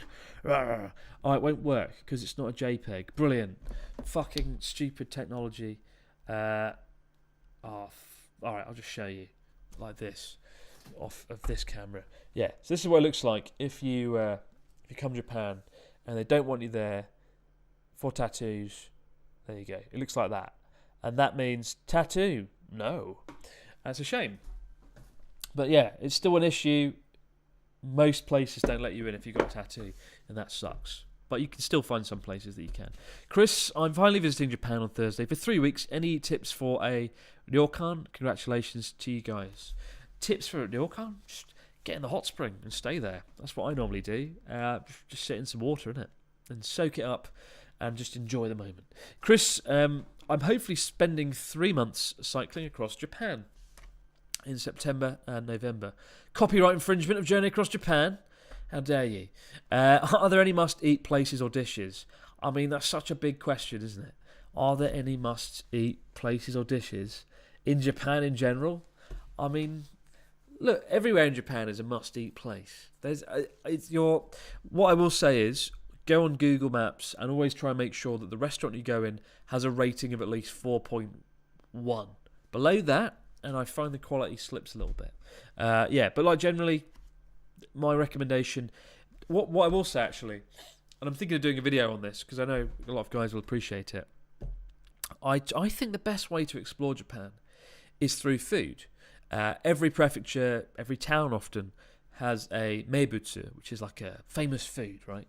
Meibutsu, and it's a really good way to explore the country and try new things. For example, Sendai, we have gyutan, cow tongue. You don't need to try that. And then in Iwate Prefecture, they've got wankosoba noodles, which we all know and love. They're good. Try that. They've got Maizawa Wagyu beef. Try that. That's good. It's really good. Yamagata, they've got apples. But you can get an apple anywhere. Aomori, best tuna in Japan.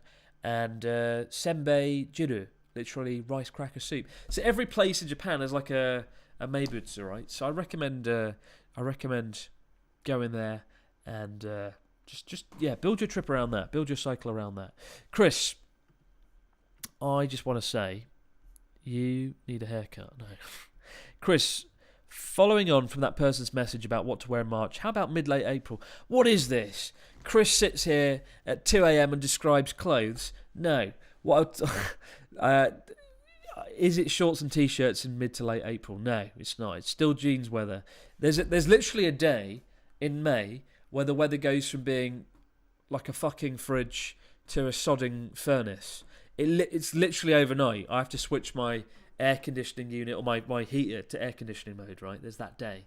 And the day is usually early May. So yeah, all through April, bring those jeans. Bring those jeans, Jake, and they won't let you down. Congratulations on the engagement, Chris. You're looking great. I really wish I can see your podcast on YouTube again. No. Chris, are Snow Monsters still good the first week of March or Matsushima Bay Cruise? I would vote Matsushima Bay Cruise. The Snow Monsters are gone, which is a terrible shame. Chris seems really approachable. No, I'm not. I'm a monster. I'm a horrible, horrible man. Chris, what's your favourite cheese? Cheddar. Any good Jamaican food in Sendai? Yeah, actually, there is a good Jamaican food. There's a good Jamaican restaurant in Sendai. I haven't been there in a while. I need to go back there. Good jerk chicken. Chris, one of my friends has an entire tattoo sleeve of Pokemon. I've often wondered how Japanese people would react to that. Giant Pikachu and Snorlax doesn't exactly say Yakuza. Well, you'd be surprised. The Yakuza love Snorlax and Lapras and Rattata. I fucking love it. No, I know. Right, this is the crazy thing about tattoos, right? Why it doesn't make sense. I get that Hot Springs don't want to let in criminal organisations. You don't want to let the Yamaguchi Gumi come on in and intimidate people with tattoos. But odds are, most foreigners aren't in the Yamaguchi Gumi Yakuza crime syndicate. And especially if they've got fucking Lapras on their arm in a tattoo form. So, yeah, I find it annoying. It baffles me. And I feel like Japan, the Japanese government, should literally just say to Hot Springs, come on, guys. They're not in the Yakuza. But they're not going to do that. Chris, I've been to Japan a few times. Made many friends. Hopefully I'll move there one day. Your videos gave me some good tips. I hope to buy you a drink. All the best, Ritz Raider. Thank you very much. And I'm glad you made many friends in Japan. You probably made more than I have. Dear Affable in Japan, do you think convenience store culture would work in the UK? I've missed them since my return to the UK. Yeah, I know what you mean, right? I do love convenience stores. Straight after this, I'm probably going to go to a convenience store, buy some chicken. I'm feeling rather peckish. It's been a long evening. And you can't do that in the UK, right? We have, petrol stations that are open, but it sucks. It does suck. I do like the fact that at night you can go into any convenience store ever and it's open and there's things happening. There is a kind of a night culture in Japan that doesn't exist in the UK, and I like that. Chris, congratulations on the engagement. Any thoughts on having more than one streaming area in the Tokyo studio? Also, was the Kewpie baby always in that position? Yes, it was. I fucking hope so. It's always there. It's pretty creepy, isn't it? I don't like this angle. I don't like sitting here and seeing it over my shoulder. Bit weird. I do like this angle though. Pretty cool. Took me about 45 minutes to get this angle right. That's why the live stream was really late. What was the question? Am I going to stream in Tokyo? Yeah, I'm going to stream Tokyo. And I want to build the studio and make it bigger, as I mentioned earlier. Chris, cheerio, oh chap. Do you remember the exact moment you decided, yes, I want Charlotte to be Mrs. Affable? The exact moment, it was out. There was no doubt that I wasn't going to marry Charlotte. I always knew I was going to. Literally, probably a few months after we started dating, I was like, this is it. This works. She's awesome.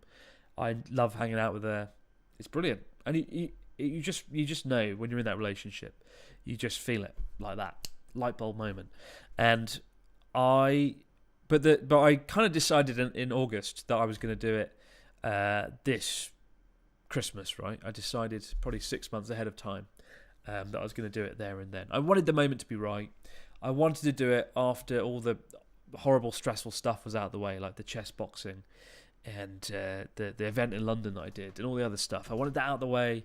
I wanted my 2-week holiday session, just traveling the country with Charlotte, and I thought that was the best time to do it. And so it worked out pretty well for the most part. That's pretty ominous. Chris, I'll be visiting Japan late May, and I'll be going to Tokyo and Osaka. Do you have any tips? No tips. Just enjoy it, drink, eat, be merry, take lots of photos. Even if you don't put them publicly, post them publicly, take lots of photos. Journal it, remember it, treasure it. Chris, I'll be taking the overnight ferry from Kobe to Oita. There's a ferry from Kobe to Oita in April. Have you ridden the ferry before? How was it? I have not ridden the ferry to Beppu, but I would love to. Actually, no, I wouldn't. I fucking hate ferries. That was a pretty big 180, but I just remember the ferry I did with the great Sea Dog voice actor from Hokkaido to Sendai, and I remember being very ill and sick on the way. So no, why take a ferry when you can take a 2 or 3 hour bullet train? Chris, you look fit and engaged. The big two, fit and engaged. What's the chance of getting hit with a typhoon if I plan to come to Japan in September? Also, why are you up at 2 o'clock in the morning? It's a great question, isn't it? Number one, there is actually a good chance. September, October, the tail end of September, there are quite a lot of typhoons. They tend to hit Okinawa, Kyushu, that end of Japan, so stay away from there maybe. And the reason I'm up at 2 a.m. is I wanted to start this live stream at 10 and finish it at midnight. Because I'm a dickhead, I fucked up, I had to do a lot of things. I ended up streaming at midnight, and now it's 2, which means I'm actually near closing time, and I'm able to go to bed with a smile on my big, stupid fucking face. It's a miracle I'm here, and it's good. I've enjoyed this live stream. Could have been better, so I apologise for that, guys. It was really annoying. I was really hyped up for this stream. It was going to be amazing. And then I had a video call with someone. I had to talk to Natsuki. I couldn't get the camera working. The stream setup failed. Nightmare, innit? Chris, why are you up so late? And also, I've got into this horrible cycle where I'm going to bed at 2 a.m. every morning. Literally, 2 nights ago, I was in the bath till 2 a.m., sitting there, chilling out. I'd just been to the gym. And after the gym, there's nothing better than a good bath. And I sat there and I was watching Stanley Kubrick. I was watching Eyes Wide Shut. Haven't watched it in years. I wanted to watch a Stanley Kubrick film. Highly recommend it. Great film. And it was like a 3-hour long film. I was just sitting in the bath till 3 a.m. What a muppet. But it was nice. It felt good after the gym. And I'm still aching from that gym session. It's pretty bad. I had my first gym session of 2023 just 2 days ago. And I still ache from it. But I know a lot of people are worried after the fitness journey that I'm going to go back to my old ways, as I have done in the past after the original journey across Japan, where I lost 10 kilograms, and then over the course of a year, I ended up putting it all back on and then looking like a balloon face again. And I don't want that to happen this time. I'm going to fight hard.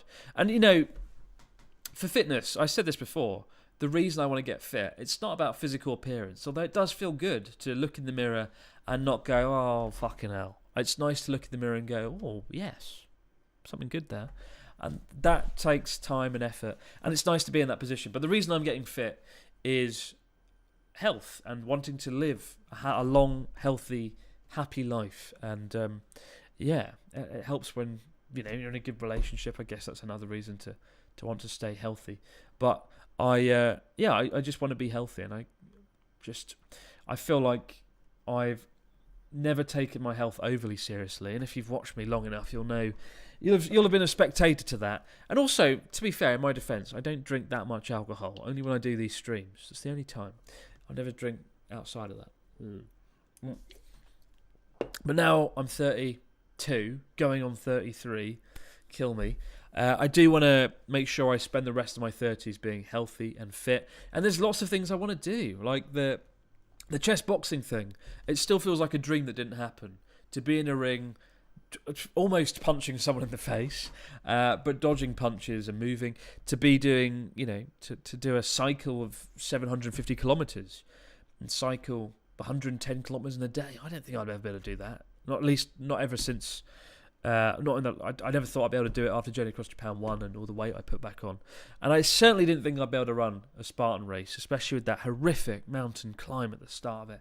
Like, it's really cool to push yourself and do things that you never thought you'd ever be able to do. And I need to sit down and take a long, hard look at things that I feel like I can't do. And ask myself, what can I do to be able to do that? What can I do to get there? And so, yeah, doing physical challenges. Maybe I'll climb a mountain. More mountains this year would be cool. Another Spartan race. Connor and I are talking and planning on doing another cycle. A sort of a follow-up to the Wacky Weekend cycle that went really successfully. Not only did we somehow survive it, despite the furious cycling, but we raised $300,000 for charity, and Connor's just got nominated for a Streamy Award, which is really cool. So yeah, I want to keep it up. I absolutely want to keep up the fitness because it's been really rewarding. Chris, there's a young Japanese man spending 6 months riding a scooter up the Australian coast. When are you coming down to face Joey's pets? I'm not going to Australia. I saw a video about some spiders in a car. Fuck that. Why the fuck would I want to go to Australia? I know the people are great, the food's amazing, the weather's spectacular, but there's a snake and a spider, and for that reason I can't ever set foot in Australia. I hate spiders. Terrified of them. Although maybe that's a challenge, isn't it? Confront my arachnophobia. That could be a thing. So yeah, I'm going to stay away from Australia until there's less spiders. Even though all my friends are from there, and I love Australians, and they're brilliant. Congratulations on the engagement and on the nomination from the Streamer Award. I got nominated. I didn't. Connor did. I don't get included. Rubbish. Will you be going to the awards? No. Connor's going. He didn't invite me though. Sad, isn't it? If he invited me, would I have gone? You bet I wouldn't. I'm all LA'd out. I'm not in a hurry to go back to LA. It was a very, very stressful city, even though the food was good and the people pretty good actually. Also, big metaphorical hug to Charla. Thank you very much, Ellie. I'll give her the metaphorical hug when she's back from LA, which is where she is now. She's there. I'm here alone, home alone, looking after the cats. Hard work. Paul says, remember, many of your viewers are Americans, so midnight is like peak American viewership. I was only awake for about an hour when the stream started, says Paul. Well, that is good. It's good to know that the great people of America are tuning in right now. I would like to actually go to America again this year. Not LA. I don't want to go there. But I do want to go and look at the scenery. I really want to go to Zion National Park. Let's make it happen. Let's crowdfund it. We don't do that. We've got Patreon. But I do really want to go to. I do want to go to like Zion National Park and check out some of the scenery. Chris, congratulations on the engagement. Are you aware that the greatest Japanese boxer in history is currently active? Any plans on boxing content focusing on the thriving boxing scene in Japan? I'm guessing that's Inoue. Are you talking about Inoue, John? He's a very good boxer. I did study Inoue in the run-up to my boxing match, and I put none of that to good use in my boxing match whatsoever, given that I am not. Inoue is magic. It's like he can move through time and space. He's so fucking fast. I don't know how he does it. Absolute legend of a man. Legend of a man. Chris, come to Toronto. Canada with Charlotte. Let's go. Come to Florida. What is this? People begging me to go to their towns. I will think about it. You know what? Another thing I forgot. We've got that book coming out, the Abroad in Japan book, coming out in June or July. And if people buy it, which you should, it might lead to a substantial book tour, which will mean I can travel around the world and do cool stuff. Like I could be in New York and London and Paris and New Orleans, wherever, doing book signings. So please buy the book, and I could be in a town right near you. And can you do maybe I'll do a book signing in Zion National Park. That'll be good. Let's do that. Chris, I've been learning Japanese for 3 years now. It's been very on and off. I haven't seen as much progress as I'd like. Have you got any learning and motivation tips? You've really got to have a strong reason to learn language. Like in my case, living here was my reason, right? Without that, I don't know if I would have had. I wouldn't have had the motivation. I know I didn't, because I tried to learn back in the UK. So find someone to talk to on Hello Talk or iTalki. Find a Japanese friend. Get excited about a trip to Japan, right? Maybe you're coming here for a month or something, and that can be your motivation. But no, it's tough. It's tough to find the motivation. And my own motivation to study Japanese has gone very much downhill over the years, and I need to work on that. Oh, the cup noodle's working. That's good. Well, this wasn't working earlier. Look at that. We have cup noodle. Yeah. I thought it was broken. I'm very happy about that. For my final act tonight, I'll eat these apples because I'm hungry. I should be in bed fast asleep. I've got a road trip tomorrow with PewDiePie. He's going to be like, "Why are you asleep when you're driving, Chris?" There. He's going to be like, "Why the fuck didn't you go to sleep? Why are we doing a live stream?" Chris, going to Japan. Sorry for the noise of the apples. There's nothing worse than the sound of a crunchy apple. ASMR. I'm choking. It's too late. I'm too tired to eat apples. If you're just tuning in, you're back to ASMR with Abroad in Japan. Apple crunch. Do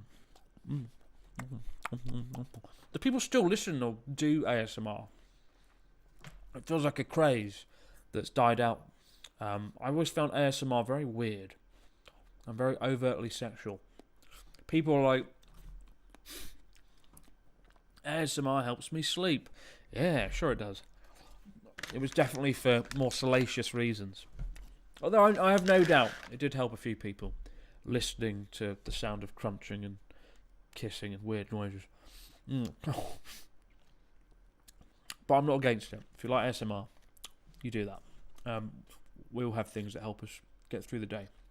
For me, it's strong zero, not ASMR. Chris, lifelong dream. Go Japan, first time, 2025. Thank you. Totally not balloon face. Thank you very much. Thank you for inspiring this lazy couch goblin to get fit, but also showing us many good locations across Japan. Well, thank you very much, Paul. We try, we do our best. I say we plural. I think it's mostly me, but yeah, honestly, my new favourite thing in Japan is the Nakasendo Trail. If you watch the second to most recent video, which I thought would bomb, I thought it'd do really badly. I was so happy. The mountain escape that I went to, a hidden mountain escape, whatever it was called, where we went down the Nakasendo Trail. I thought that would do really badly, and it did really well, and I'm really happy with that because it's quite a chill video. It's not too clickbaity. Go there, go down the Nakasendo Trail. Not enough people do it, and I would love to hike it. We drove down it. Don't do that. Don't hike it. But it takes more time. Chris, loved meeting you during the Christmas party. Hey, thanks for coming. Mentioned about coming to Japan for my 30th birthday. Patreon party, second week of November. Otsukare-sama. A Patreon party, you say? I don't know where I'll be in November. But I'm down for doing more meetups this year. Absolutely. I'd love to meet more people. And that was the good thing about the Abroad in Japan Christmas event. I met something like 500 people, and I think I spoke to 400 people. Everyone queued up at the end of the event, and I stood there and I took photos and I spoke to everyone. It was a really nice moment. So please do come and approach me if you see me in public. I'm not going to eat you, but I might. But do come and say hello. Not enough people do. Or maybe, yeah. Do come and say hello if you ever see me in public. Chris, the video was good. I like the mountain video. Yeah, what's interesting is I escaped to a hidden mountain Japanese village, whatever the hell it was called. That did really well, which totally surprised me. It caught me off guard. I don't know why, but I'm glad it did well. And yet, the video I thought would do well, I tried every sushi in Japan. It bombed. It didn't do that well at all. It's shit by the standards of most of Abroad in Japan videos, and I can't work out why. Maybe people don't care enough about sushi. I don't know. It's really weird. Any theories? Any theories why that is? Help me out here. Why did you not click on it? Why did you not click on it? Chris, do you know Sora the Troll? His short videos are intentionally cringe, but his live streams are pretty normal. He said he'd love to collaborate with you, but doubts you'd be interested. Well, I don't know Sora the Troll. I'll check him out, but I don't know them. And my philosophy is I always try and get to know someone first, like over a substantial amount of time, like 8 months. Is that a substantial amount of time? 8 months. But anyway, I like trying to get to know someone first before collaborating with them, because I only collaborate with people I consider to be friends, because I don't know why you do it any other way, really, other than to exploit someone. But like, yeah, I will check him out. I'll check him out. Chris, I watched the sushi video, but it's done so much. Fair point. I click on all your videos, it says Alicia. Thank you, Alicia. You're a genius. You're too stern with Ryotaro. I'm too stern with Ryotaro? He's fucking kicked me down the stairs. I didn't click because I'm allergic to sushi. Oh dear. Sushi video was a bit repetitive. Yeah. Agreed. I know it was sponsored by Sushiro as well, but it was really funny. Well, not really funny. Sushiro had a really rough start to 2023. You might have heard about this, especially if you listen to the podcast. We talked about it. Some douchebag picked a plate of sushi off and I think licked the plate and put it back on the conveyor belt, and it went round. And they filmed it as well to make matters worse. And it caused quite a stir. It blew a hole through Sushiro's market value. It's caused a shitstorm. And then my video came out with Sushiro, and people were like, wow, Sushiro really on the ball with their PR. Even though we'd filmed the sushi video like 3 months ago, actually. So a lot of people just assumed it was like some super Sushiro cleanup operation. Ryotaro and Chris to the rescue. It wasn't at all. It was just awkward or good timing, depending on what you want to call it.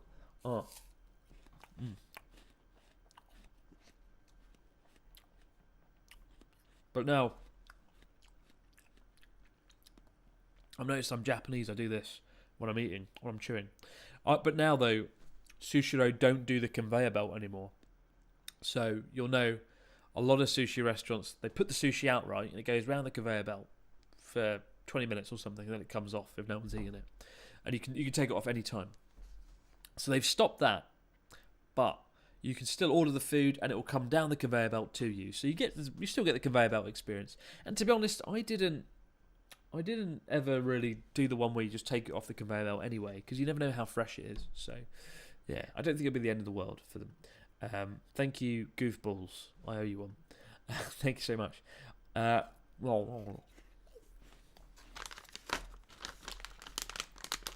ASMR video. Let's go back.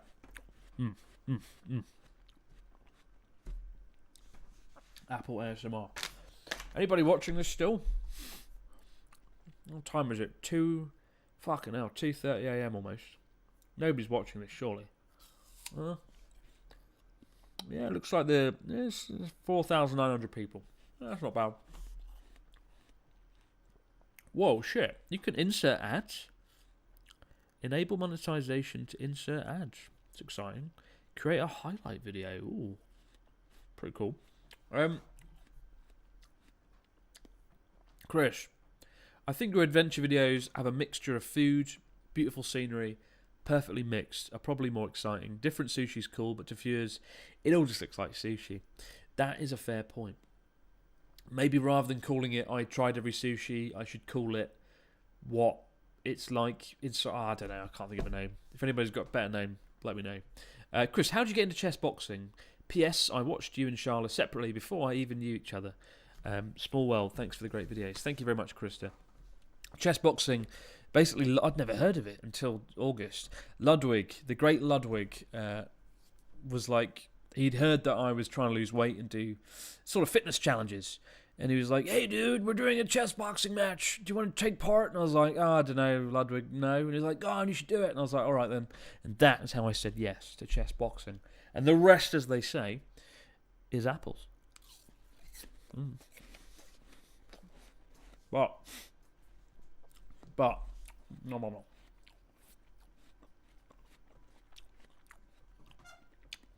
Fucking apple. Well, that's a good apple. Right.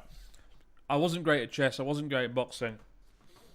What annoys me the most, and I don't want to rant about the chess boxing again, but what annoys me is if you watch the match, I was actually doing pretty well in chess.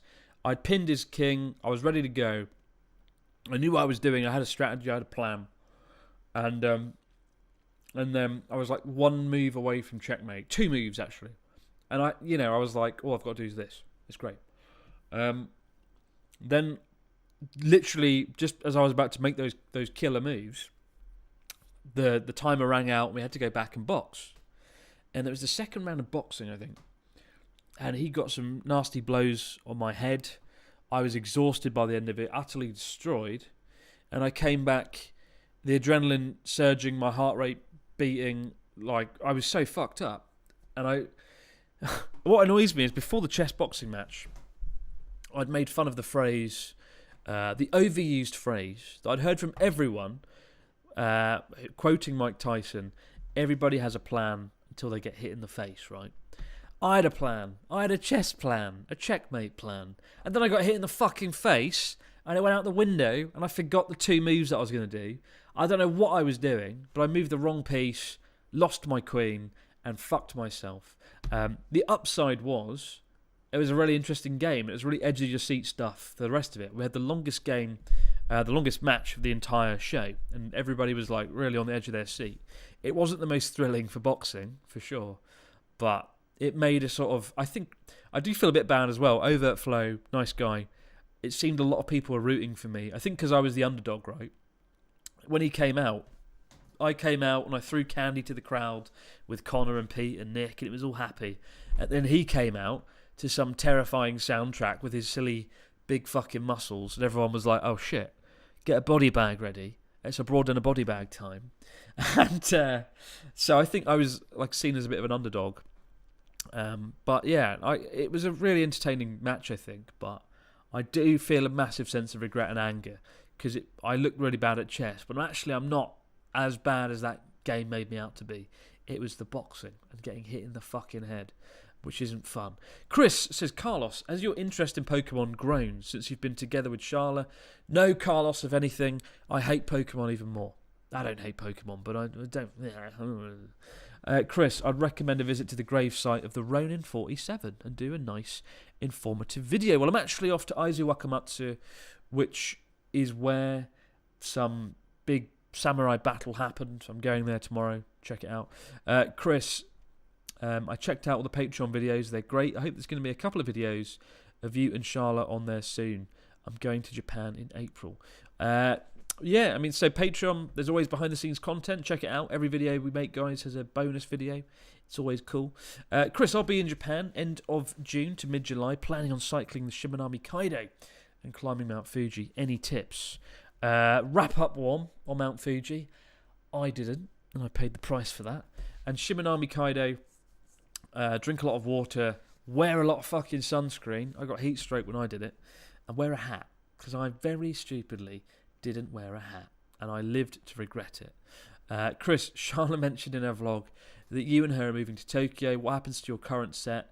As discussed earlier, the set's going to be moving. We're going to somehow dismantle it. Kill me. It's not going to be fun. Yeah, seriously, it's not going to be fun. It's going to be a shit show. But we're going to move the set to Tokyo. We're going to make it 30% bigger. We're going to add some new stuff in. I've got some ideas of what I want to do. I'm thinking like a cyberpunk apartment could be kind of fucking cool. I don't know. What do you think, guys? I think I asked you earlier, but what do you think? What should we do? How should we extend the set? What could we put in it? I was thinking, yeah, like a cyberpunk apartment or like a retro games arcade, something like that. Yeah, it should be good. Thoughts? Chris, love your stuff, love Japan. Going for a working holiday in November. I'd love to stay for longer. And I was wondering if you could find a job that provides a visa when the other one ends. Well, I came here on a working holiday visa, and it worked out well for me. That was after the jet program, albeit. But it's good to come here on a working holiday visa. Find a job, like network, and get a way in. And that's what a lot of people do, and I highly recommend it. Chris, looking forward to the book release. Sending support from Singapore. Congratulations on the engagement. Thank you very much. Thank you. Honestly, it means a lot. And thank you so much, guys, for all of the kind words about the engagement.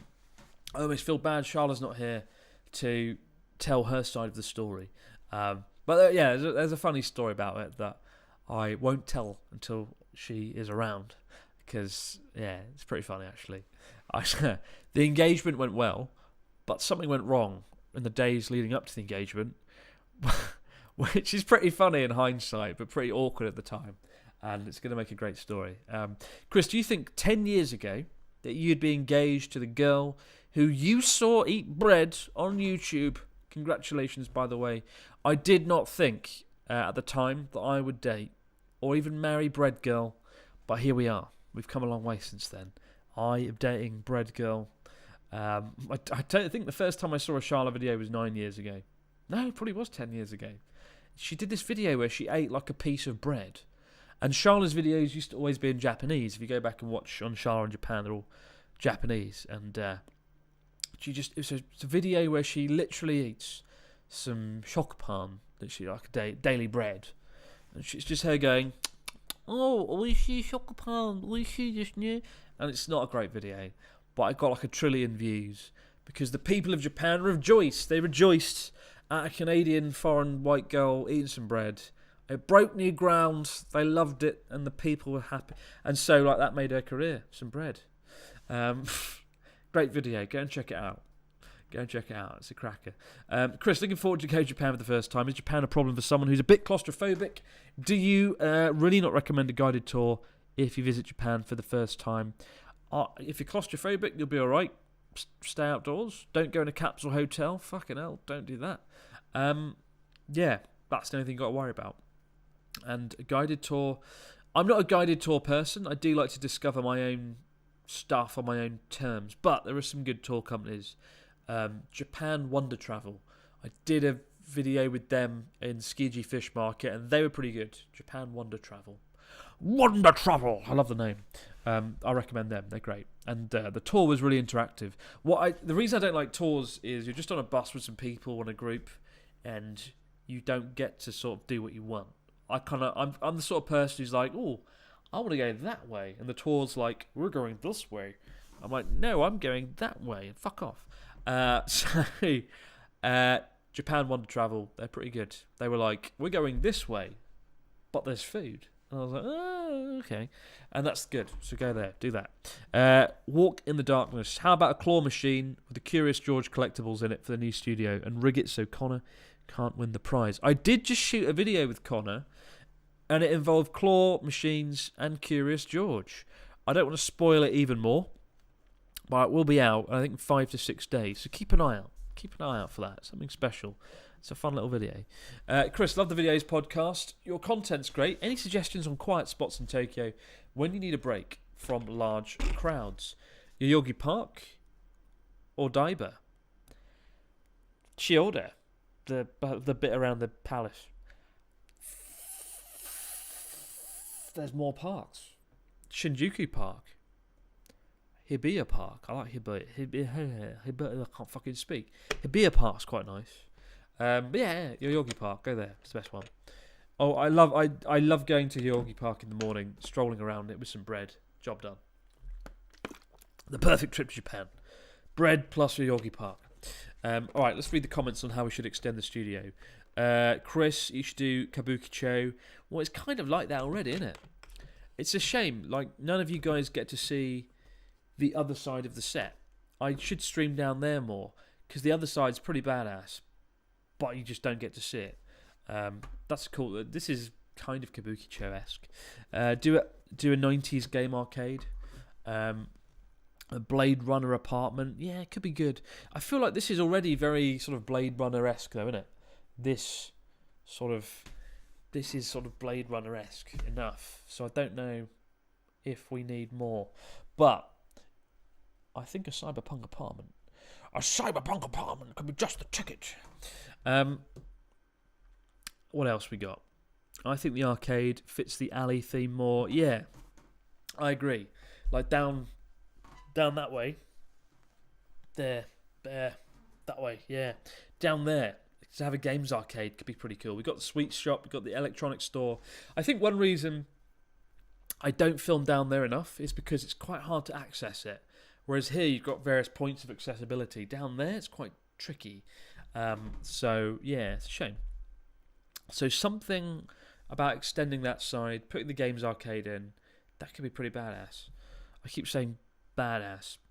That could be pretty badass. We have like a games arcade down there. It's pretty cool. It was awful. Awful. What up, Mr. Broad? What up indeed? I should really go to bed. Do you enjoy coffee shops, Chris? I've heard coffee shops are good in Japan. It's great. There are very good coffee shops in Japan. They make like... I remember going to a coffee shop in Hachinohe. Sorry, Hirosaki in Aomori Prefecture. And it was an old man. And he was like the ultimate coffee man. And he'd like roasted the beans from Colombia himself. And it was great. And he had this like crockery that was worth like $1,000. And he was like, don't drop the crockery. And I remember like getting the coffee and I was like, and it was fucking terrifying. And I was like, let's not serve drinks on $1,000 crockery. Let's just don't do that. But yeah, coffee shops in Japan, pretty fucking cool. Let's have coffee. Congratulations, Chris. You should get Ben Shapiro. Should get Ben Shapiro to find you an apartment in Tokyo. Oh, Alex isn't going to like that. Poor old Alex Shapiro. What would be a good place to visit during the winter that's a little off the beaten path? The beaten path. Nakasendo Trail in winter. It's probably very nice. I don't think you can hike it. It's probably very snowy and very cold. But those towns we visited, those mountain villages in the snow, beautiful, wonderful, simply divine. Chris, you should do some cyberpunk Nakagin capsule style. Oh, I like that. We have a winner. I think that could be fucking good. Yeah, cyberpunk Nakagin. Yeah, I like that. I kind of like the idea. What we've tried to do here. What the fuck is going on there? What we've tried to do here, right?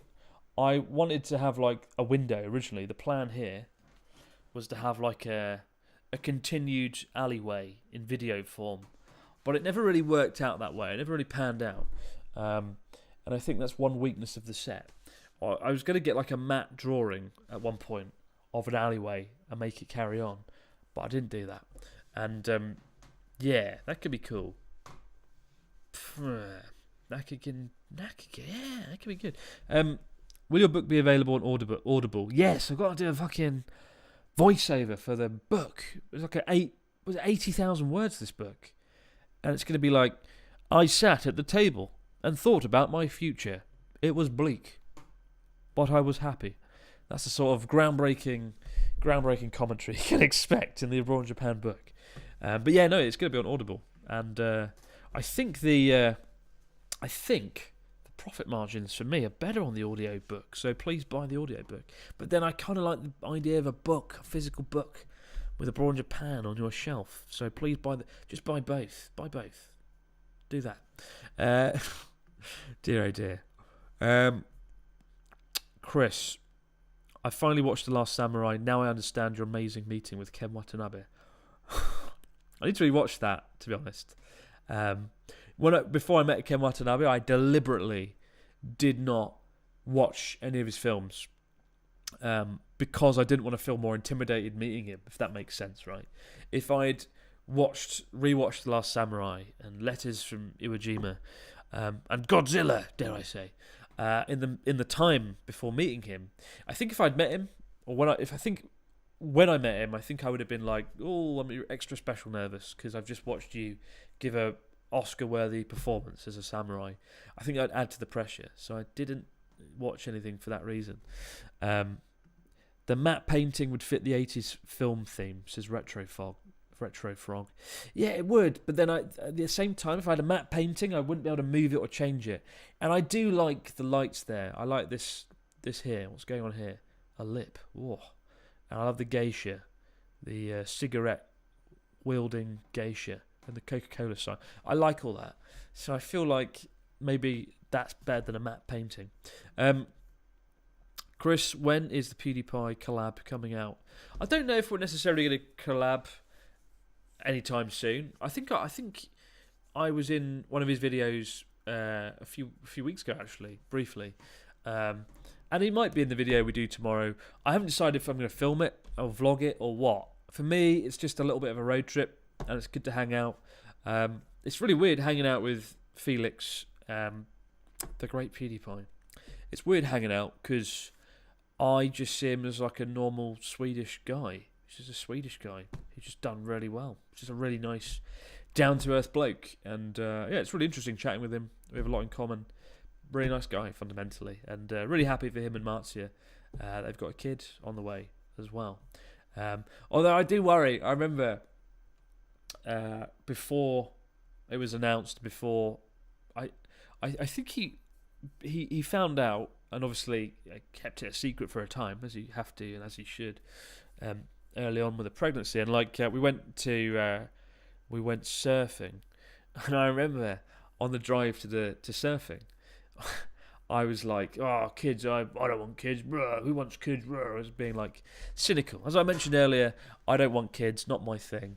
But I was being really grumpy about it, like, "Oh, kids!" And at that time, he must have known Marzia was pregnant, like just a few days earlier.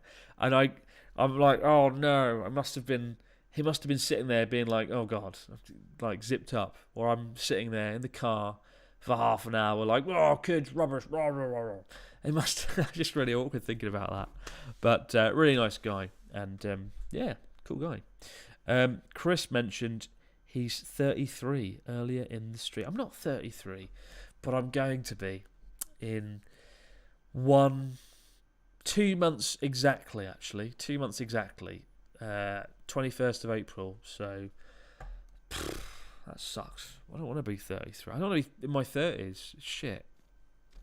Sucks, man. People are like, "Oh, it's great being in your 30s, Chris. It's my favourite time." No.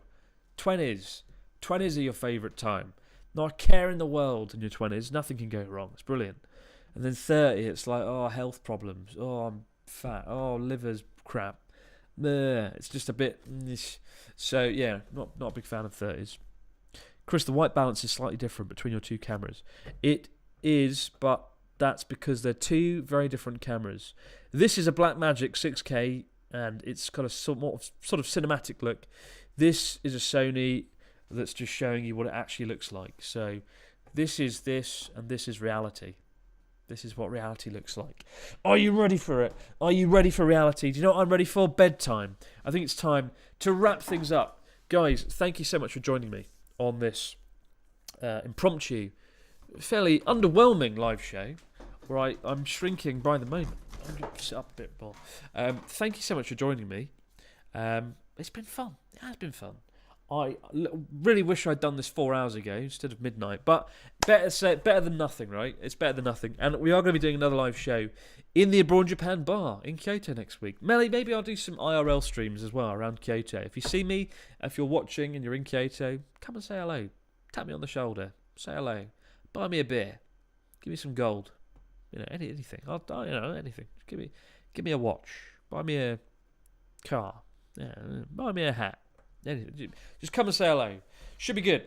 Should be cracking. Guys, have a great Tuesday, or if you're in Australia and Japan, Wednesday, have a fucking good one. We've got a video coming out this weekend, Wacky Weekend, the first one in a while, where Connor and I explore an abandoned village, eat some chicken, go to a love hotel, go to a wonderful hot spring, eat some Wagyu beef, go in a gorge. It's a really big video, actually. It should be a lot of fun. Should be good. Check it out on Abroad Japan. But for now, I'll see you soon. I'm off to bed, and I'll play you out with this very bizarre contraption. Here we go. 3, 2, 1. Why I don't get it. I still don't get it.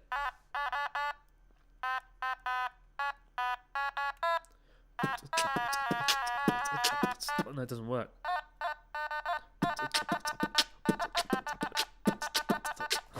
Fucking hell, man. That's when you know you need to go to bed, isn't it?